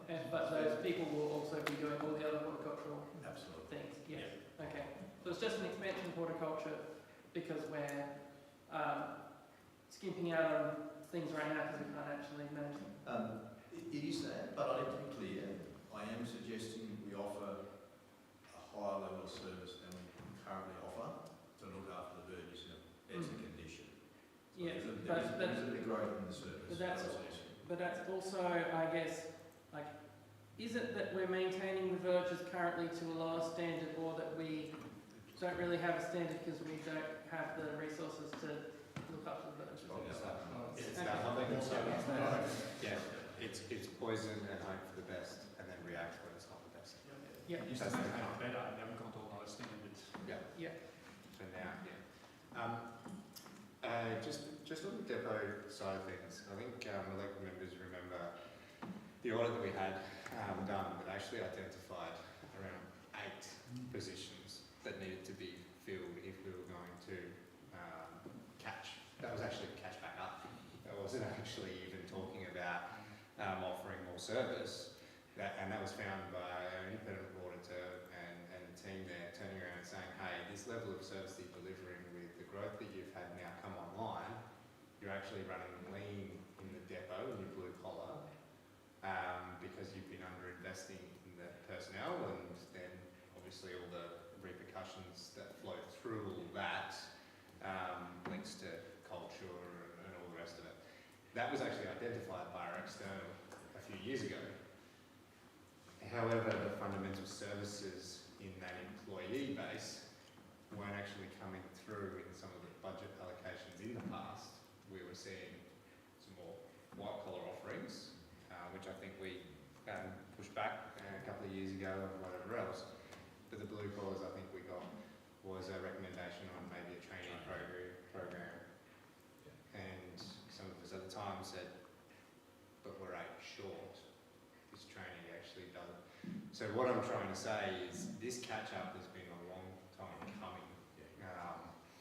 Addressing it now with a multi-use team that not only sees the opportunity to provide the services that we already provide with some all-rounders, but then also use those all-rounders to actually lift an amenity that we're reacting to at the moment because of growth that's being thrust upon us, to Helen's point, I think is a smart play, because if we still start with the ethos of we're 8 clean, and we're talking about chucking 2 in here of all-rounders, this is addressing a problem that we've identified years ago, and in chambers before this one as well.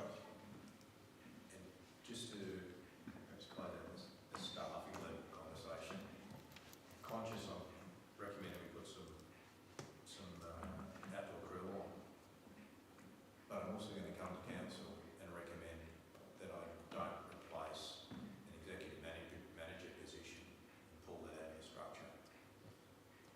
So that's one FTE, but it's also, it's about $250,000. So I'm trying to send a bit of a message to the organisation and the community that I'm looking to invest in services that directly provide service to the community, rather than investing in indoor management positions. Okay. Well, the phrase that set me off, and I think will set off the community, is that first dot point. The growth in landscape and turf purchase in new developments.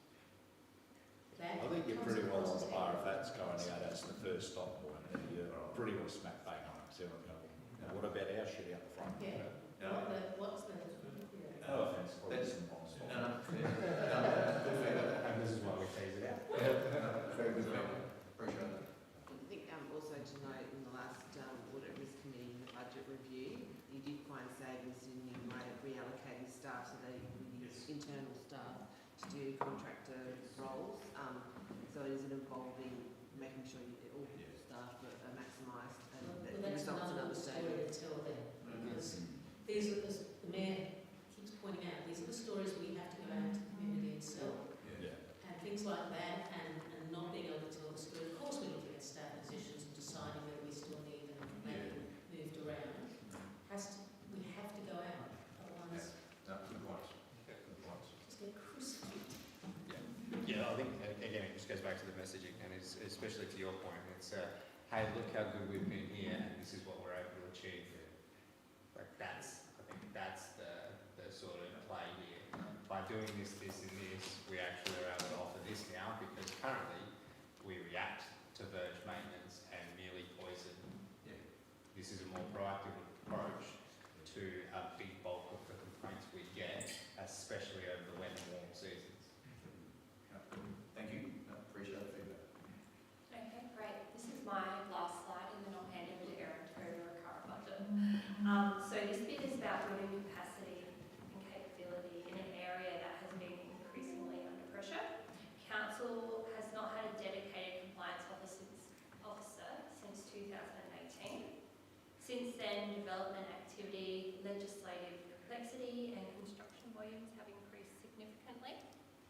At the moment, compliance work has been absorbed by development assessment planners and senior officers alongside their core responsibilities. This means assessment timeframes are under pressure, senior staff are diverted into investigation work, and compliance issues are not always addressed as quickly or consistently as the community expects.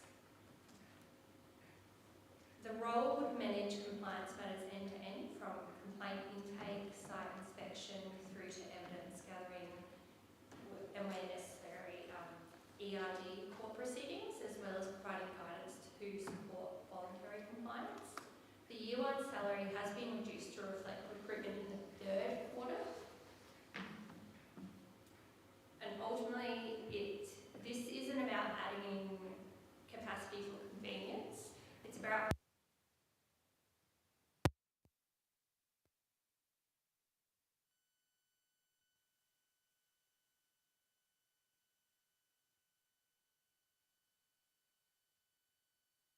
I've died. Hopefully, sorry.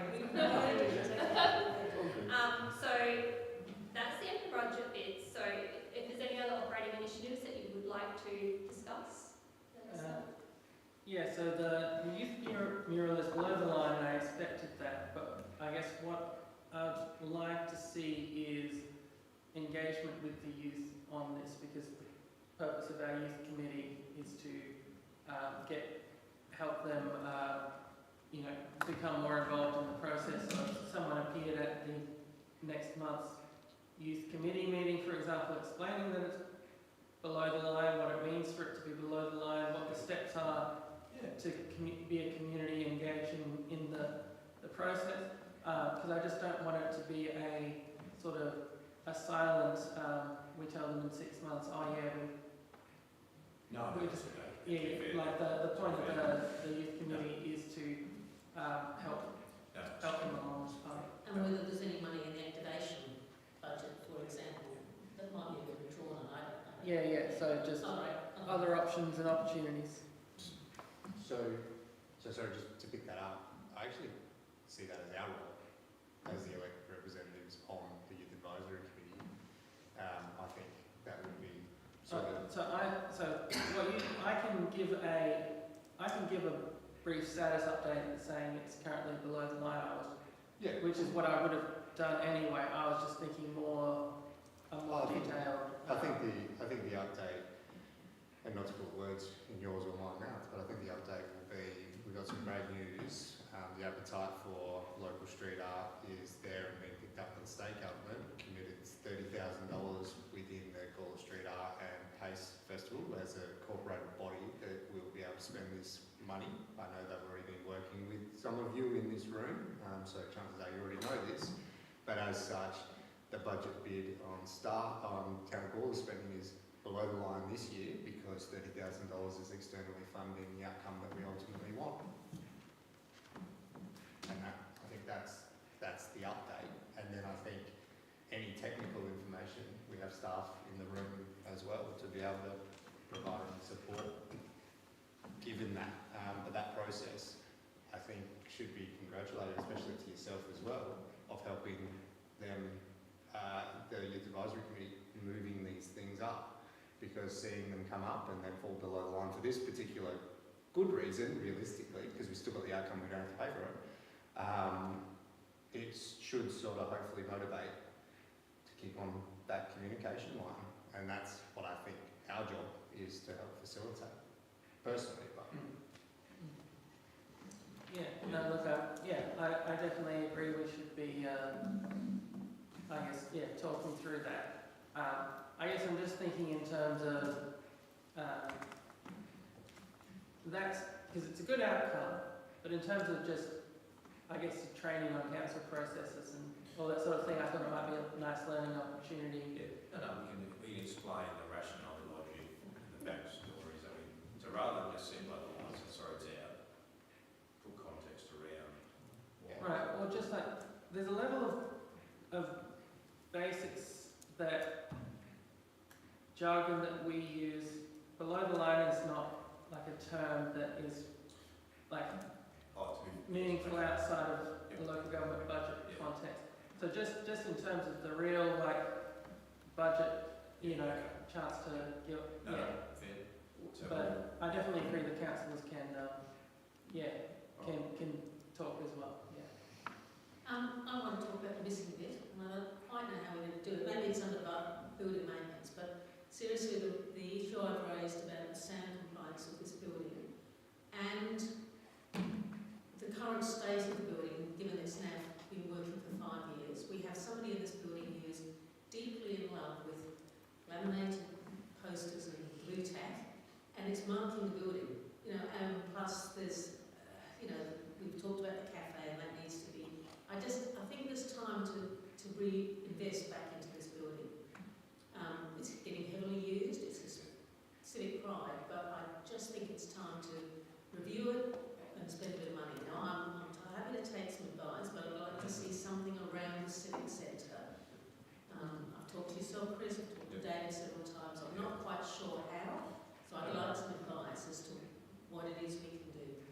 But certainly the sound, I am getting battered by that from the community. I know Councillor Samuels had it as well, Yeah. you know. That piece, I just want to try and understand, David, everywhere.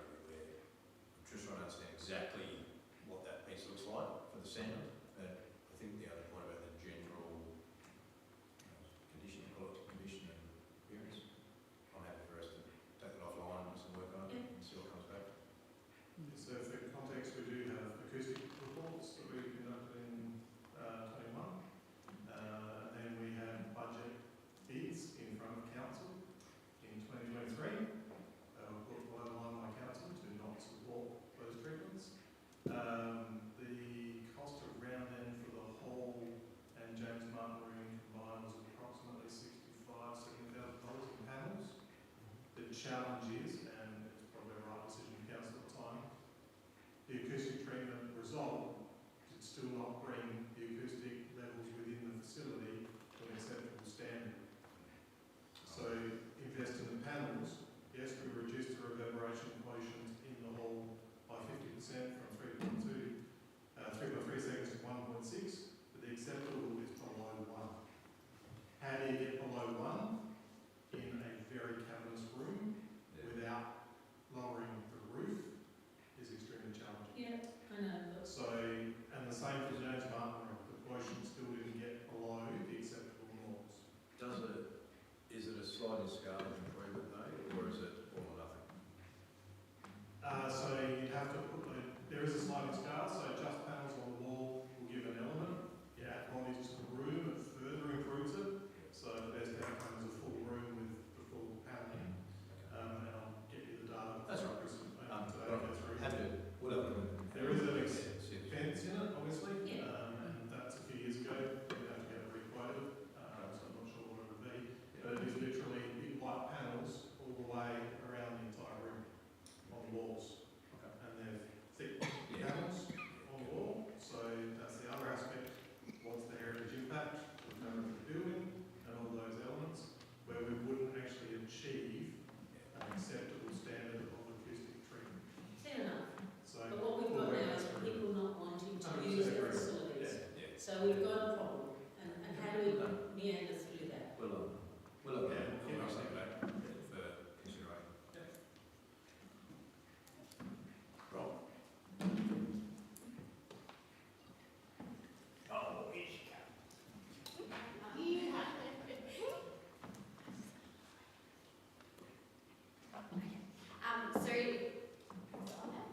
So tonight I'm just going to give you just an update on the recurrent budget. So I'll do this in 4 parts. So we'll have the recurrent budget, which is our existing services and existing operations. Then I'm going to take you through all of our operating initiatives. Then I'm going to tie it all together, and then we're just going to talk about borrowings and finance costs as well. So the slide that we're looking at the moment, so it's just a comparison of the long-term financial plan against the draft budget as it stands at the moment. So we've got away from the previous meeting, which we held in late February, so on the 17th of February, which we were forecasting a deficit of $334,000. So we've clawed that back. We've found $353,000 worth of, I guess they're not savings, but we've looked at efficiencies and also looked at our assumptions, like cost, so revenue and expenditure assumptions.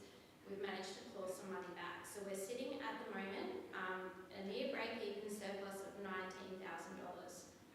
So not too bad. So this brings us back into alignment with the long-term financial plan with the assumptions that we've used there. This isn't a complete picture. This doesn't have growth. No, we get to that. So just a breakdown of those efficiencies and assumptions that we found. So we've reduced the employee costs by $148,000, and we've reduced materials and contracts by $207,000. So what we did was, with the employee costs, we looked at the vacant positions, and we also looked at the timing of filling vacant positions and new positions as well, and sort of try to have a look and be realistic about the starting times, which resulted in a one-off adjustment. So this is just materials and contracts, and we looked at our assumptions. So there's lots of different things that we looked at between utilities and service contractors, and we just had a look at our assumptions and if there was any way we could pull back on things. So I guess as an example, we looked at like our water consumption.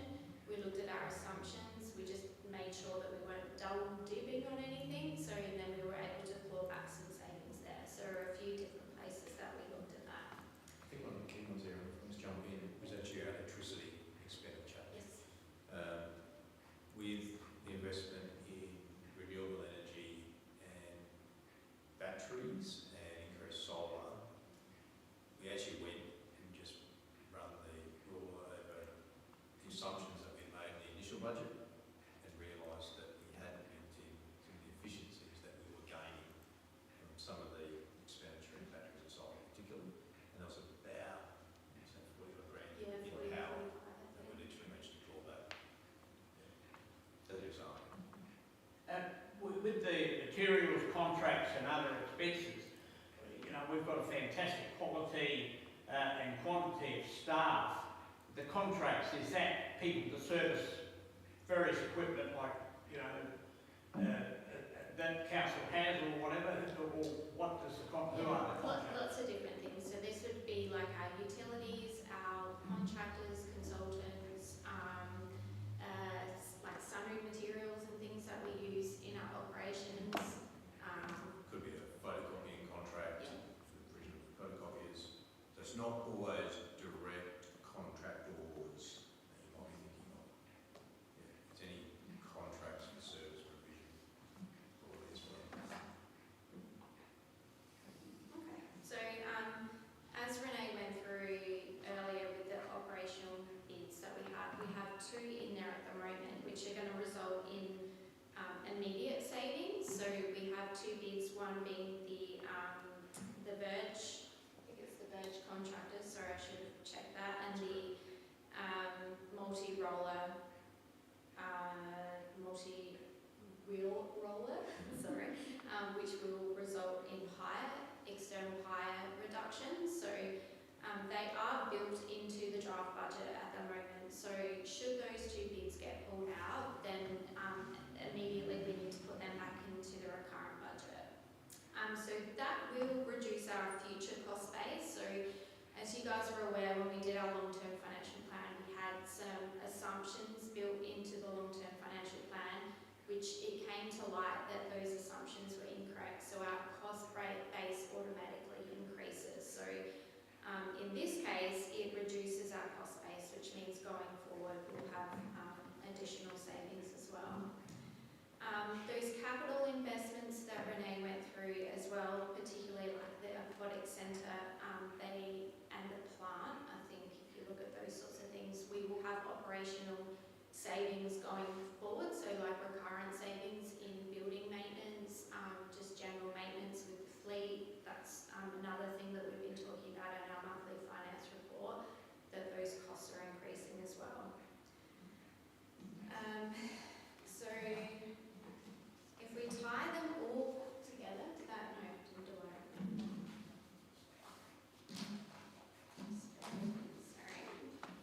Alright, so now we're talking oh my gosh, where is it gone? Okay, now we're talking about those new operating initiatives. So this is where the growth comes into it as well. So as you'll see, we've got $628,000 against rates. So that is our growth income. So that's not a representation of us increasing rates. That's the amount that we would get from growth. That figure may change depending on what we end up going with our rates calculation, which we'll work out further down the track. So after accounting for the operating expenses, which is the new employees and some materials and contracts, so we will deliver a positive operating result of $161,000 with our operating initiatives. This means that those initiatives are fully funded. So we're not asking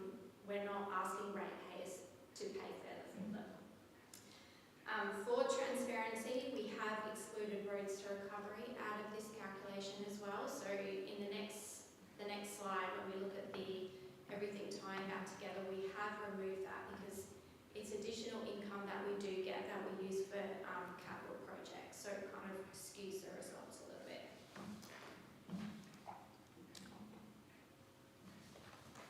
Okay, so this is everything together. So we've got our recurrent budget, which we're delivering a surplus of $19,000.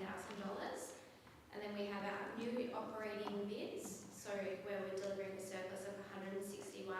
So you tie them all together, and we're going to report a surplus of 180 against the long-term financial plan, which is 218,000. So we're looking at a $38,000 difference between the two of them.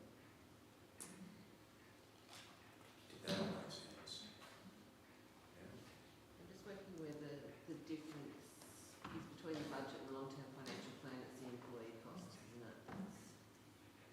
Yeah, it's we've had a look into this. So yes, there is a part of the employee cost, but because the long-term financial plan was based on the 2024-25 adopted budget, and we did have some inconsistencies. So there were 3 major items, which I think were waste, software, and line marking. It just skews the results a little bit as well. So just to reflect on that bottom line of 180 surplus, as I mentioned, if we do manage to achieve some external funding, for example, for the Aspire track, that will go straight to the bottom line. So with 100, that then becomes 280. But again, we're not going to budget for it, it's not confirmed, but there's upside potential. Again, it's a relatively thin surplus, but it is a surplus. And again, we have still kept it, I believe, a level of conservatism on particularly the use of growth revenue. That means that I believe it's an achievable surplus. We're not saying surplus that we don't think we'll achieve. But yeah, your thoughts? Yeah, look, I think some of the themes that I'm certainly appreciating coming out of these discussions is around that growth discussion.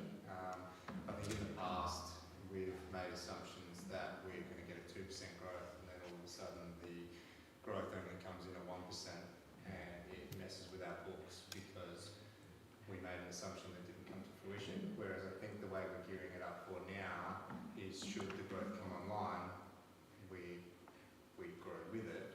Should it not, we don't. That's right. And we keep on managing the business as usual until it's not usual anymore, that's that position piece. Obviously, the use of our borrowings is the way we need to be using borrowings, and quarantining that. My only, I guess, constructive criticism would be, realistically, I saw this coming to where we're going to be. I don't feel like our last information briefing was necessarily, it was probably a bit premature of where we're going to go. I had all my faith. We felt the same. I had all my faith in it, and that we're going to get here.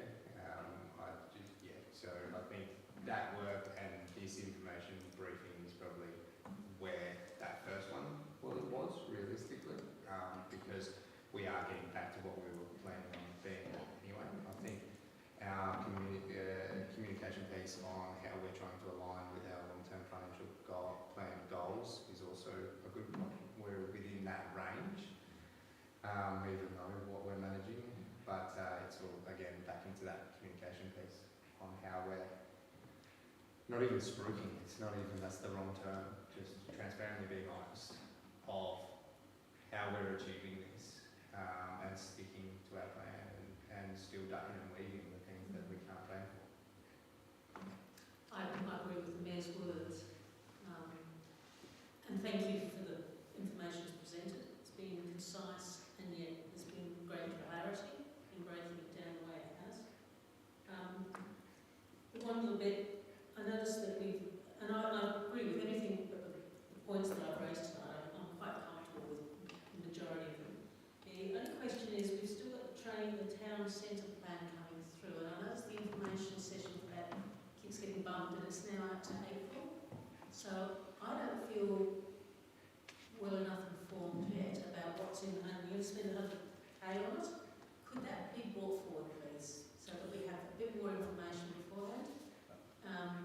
I understand that we've got a lot on, and I can understand bumping it, but I would like to know more about the detail of that, just to be sure about where we're spending 100K. I'm sure it's all going to be fabulous, but I just need you to know. That's a fair point, and Andrew and I had this debate today. The councils are so busy at the minute. So if councils are comfortable, we're happy to try and get that to you soon. Absolutely comfortable. And even to Helen's point, because obviously it's just come to me that we're involved in some conversations where we're able to secure the $50,000 commitment as well.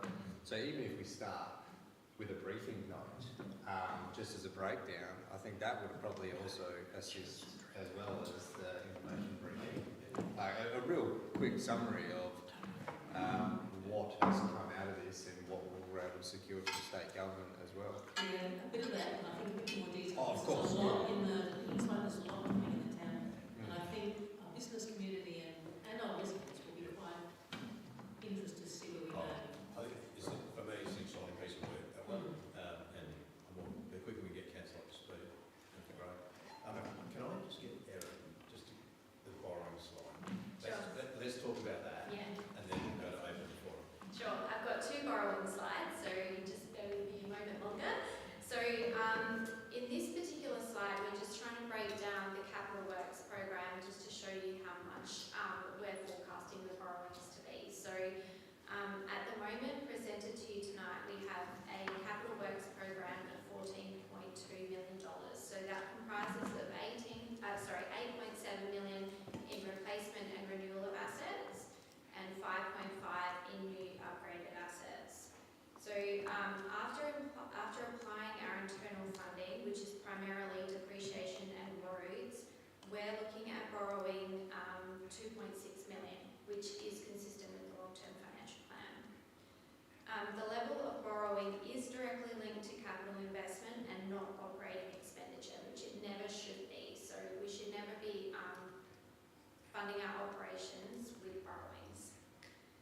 Our assumptions with our workings are that finance costs are based on 5.35%, which is the current rate at the moment that we're paying. So we have worked out that should those interest rates go up by 1%, we are looking at 160,000, but that is for the full year impact, and we think we have the capacity to manage that.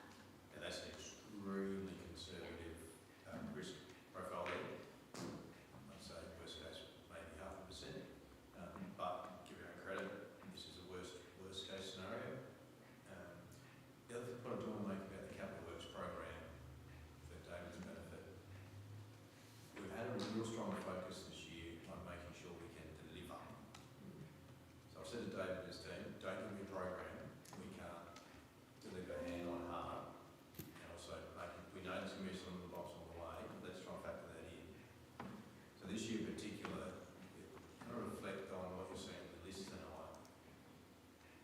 There's no, I'll call them, there's no complex capital works programs. Things like additional footpath works. Some of that we'll do in-house, the other is just, it's straight, a contract goes out, give the work out, it's done. So we firmly believe the delivery this year is much more certain. Thanks, Erin. This last slide, now this will be on the hub, so you can definitely have a look at this later. So in this slide, we are looking at our capital works program, which is highlighted in the blue. So we have the replacement renewal, which is in the darker blue, and the new upgraded assets in the lighter blue. So that way you can get an understanding of how we borrow for those certain activities. So over the 3 years, so in 2024-25, which is the first 2 columns, the program was fully funded from operating cash. And when we say operating cash, we're talking about depreciation, and we're talking about grants that we've received towards those projects as well. In 2025-26, we began to use borrowings again to support the program, representing about 14% of the total capital investment. So under this 2025-26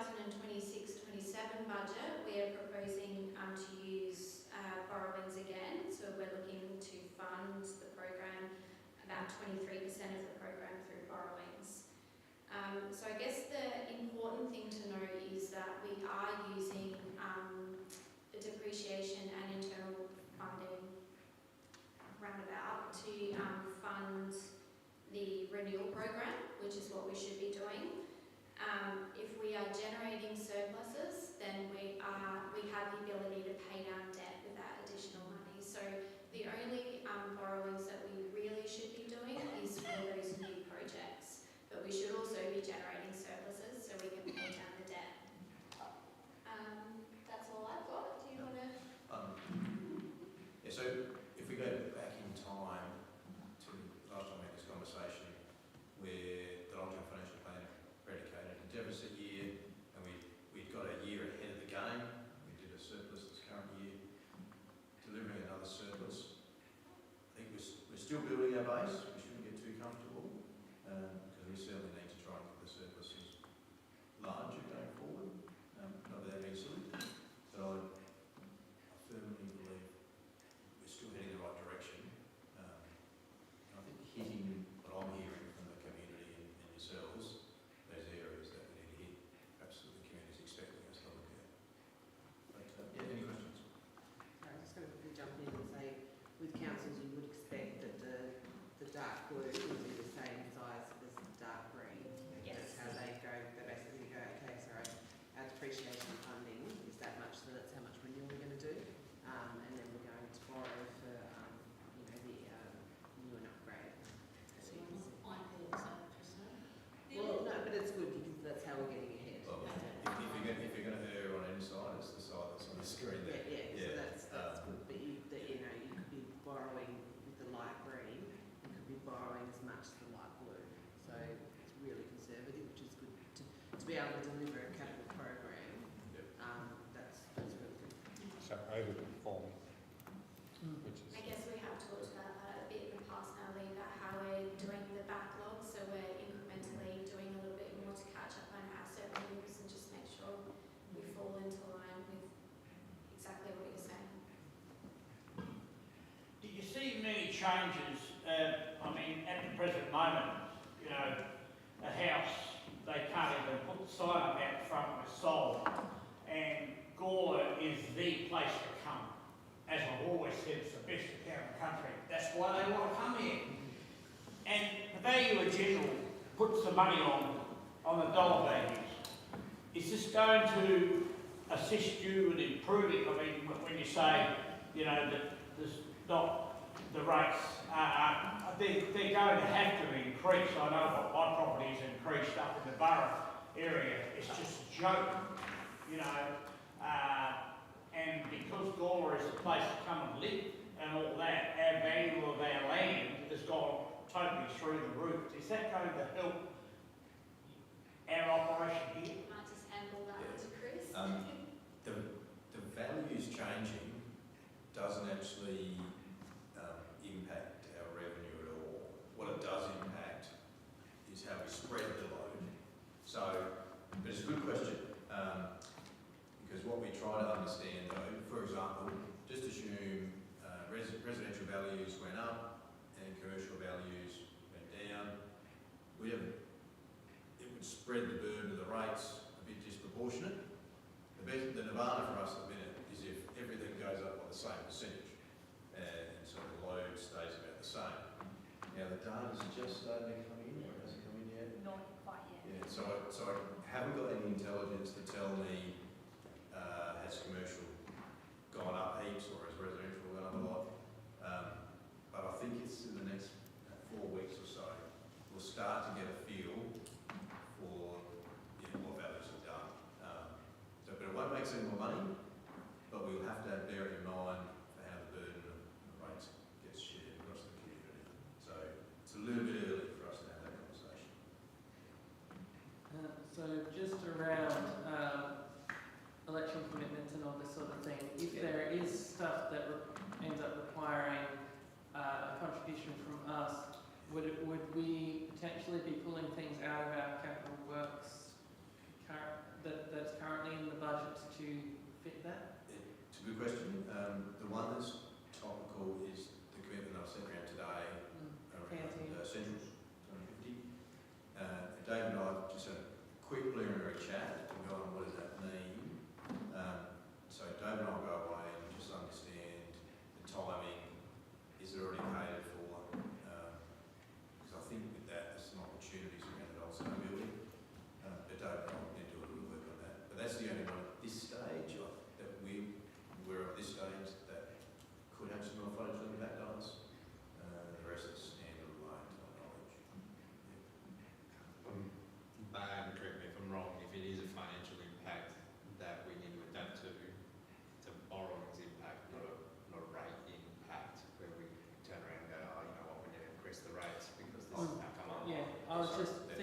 terms of our ability to carry out all the capital works that we say we will do for the year, an additional project, I guess, just working through what that might mean for, can we still complete everything that's coming up? Yeah. Do you have any thoughts on that? So with regard to that commitment for all the centrals, if there is a contribution from council, I would see that as a financial only, because the club are going to be having to do that project, because the agreement will be with the club, from my understanding. So they'll get money from state government, so we might have a financial contribution towards their delivery. But I'm not actually expecting that. What I'm expecting from our perspective is that we deliberately pushed down some renewal work for the car park area because of the works we need to do the Stone Pavilion and also the impending club room, canteen, not club room. Because we went, let's not refresh a car park that's going to have all these trucks driving over the next 2 years. They'd have to do it again. So we're playing that game at the moment. There are works for the Stone Pavilion that we're doing. New air conditioners are coming in the budget as one of the bids for building renewal. So we're fast tracking that before we do the demolition treatments. So there are nuances with the internals with the club. So there will be some contribution from council around refurbishment of the interior of the Sport and Community Centre that's attached to the club room, the Central's club space at the moment to maximise their canteen benefit and to maximise community benefit as a result of losing toilets off the back of the building. So we're hoping to integrate new toilet facilities within the centre, essentially where the Central's former home change room is, because they've got their brand new one outside. Remove some of their internals, so there's a bit of contribution from council on that, but that for us is 27, 28. Okay. Yes, I couldn't remember that. Yes. Okay. Cool. Ian, Councillor Rob. Oh, sorry, when it comes to the point of the properties that council own, you know, like we've just recently had a look at what have we got, what we might be able to sell, what we might be able to lease. When does all this come on board? Certainly not at this time, I would imagine, because I haven't heard anything spoken about. And the same with buildings that we own and all that sort of stuff by way of the clubs and groups that have them. Is there an area there where we can increase a little to be able to gain a little bit more money back in, or is that a big fiery question? No, it's a valid question. Two parts. The first part, where we look at parcels of land that we might not need, and council might choose to divest, I've deliberately kept them out of the budget conversation. For two reasons. One, sometimes when you talk about land divestment, the community can get a little bit excited, and I don't want that to detract from the budget in its own right. And also, if council was to divest, we've got a couple of parcels which I want to have a conversation with you about. The use of those funds for probably two things: either direct investment back into community infrastructure, or pay down debt. So they should never be used to prop up the bottom line. I'd argue we should pay down debt as a priority. And in terms of the leases and licences for clubs, we've already built those into the budget, and where there was provision in the leases and licences, that indexation's already been built in. So where it was already predicated that it was going to increase year on year, Renee's already built that in. I don't think it's a good look for us to go outside that and try to jack up communities' leases if it's not provided for in their lease. We're doing a review of there's a lot of those sporting clubs that come up to expire, that, mid-2027. So we need to start the process now, going, working out what's our strategy moving forward and doing that consultation. So that will be during this new financial year that we'll go through that. So what Renee said. Yeah.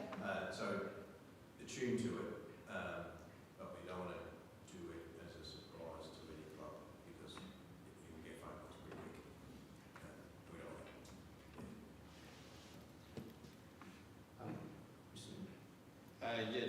Just I guess, just to provide a little bit of feedback again on what I'm sort of seeing and liking.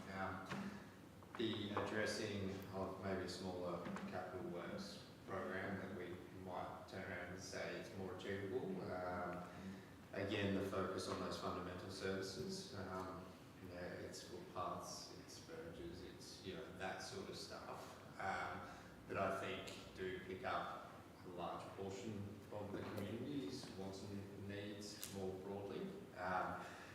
And it is that back to basics model that we've been talking about for a long time about making sure that we do deal with our backlog, because what I think we've done in the past is we've potentially fallen into a trap when growth is on the horizon and revenue stream starts going up. We tend to maybe lose focus on some of those, and then we're trying to play catch up. I think that it would be remiss of us not to see the growth that's coming into the future, and making sure our backyard's in order now will only save us a whole heap of pain moving forward, because there is about to be a doubling of our internal population, let alone what we're dealing with externally.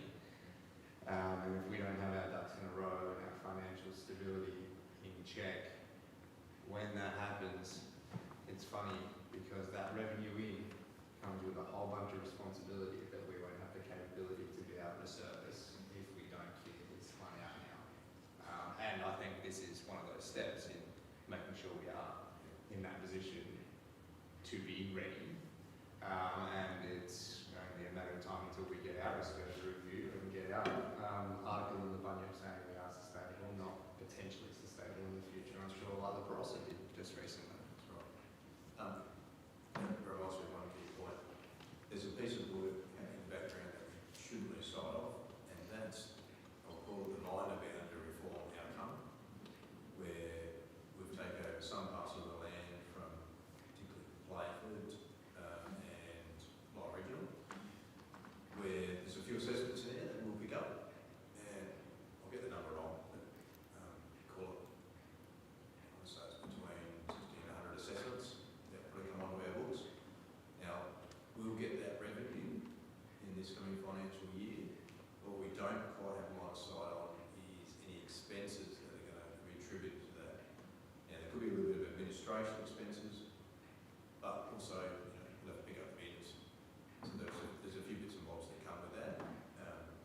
Now, it shouldn't cost us any more than the revenue, but we're just not sure what the gap is at the minute. We're working with the department to understand that, because the Department of Government runs the process, that all happening, but the data hasn't come through yet, so just be aware of that. If I may, so feedback tonight, and excellent feedback. One of the key projects that we need to look at is the sound deadening piece, and have a look at that, got a couple of dot points. But was there anything in people's minds that's burning that you think we've missed? Is there something you're expecting to see in this budget that isn't there? Is there anything that... You'll come to us probably after. Yeah, and I guess that's my if you go away from tonight and you go, oh, goodness, wish we'd had that in there. I'm really respecting the fact that I think as a group we've showed a bit of restraint, and you haven't given me a massive list to work through. So that I appreciate that discipline. But having said that, if there's something you think we've missed, once you've had a look at the attachments, just let the team know so we can start to think about it before we get too much further. Any other questions or comments, Brian? Are we going to talk about these tonight for a second? Right, I'll ask the question. Well, it's just that it's above the line, and I know we've gone past for an A session there.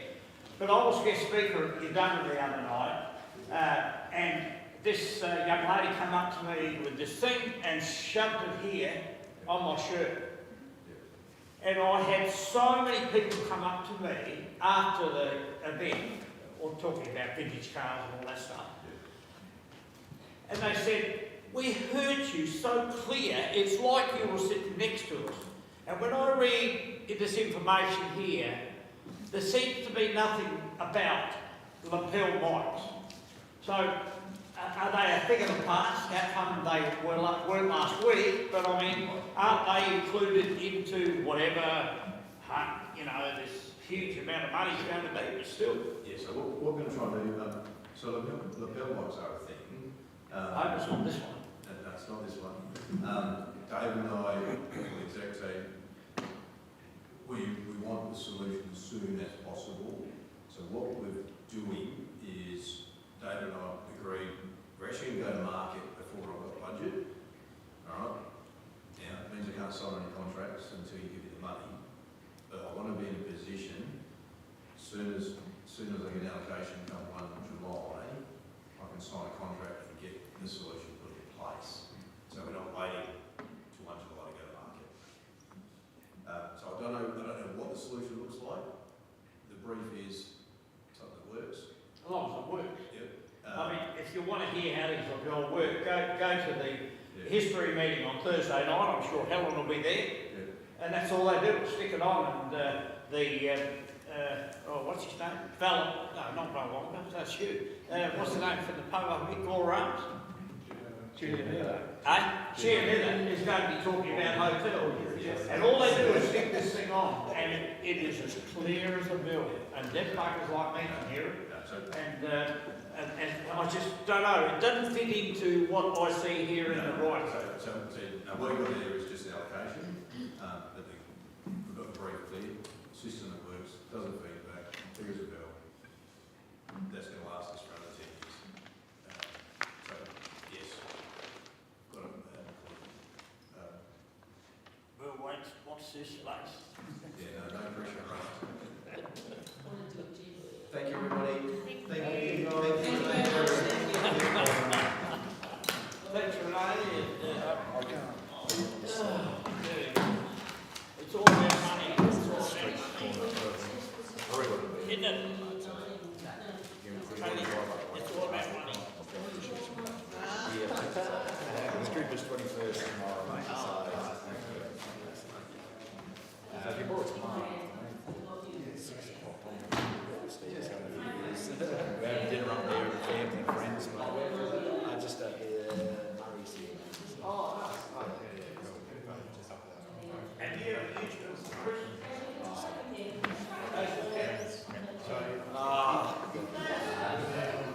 He gets money up enough, if you... Yeah.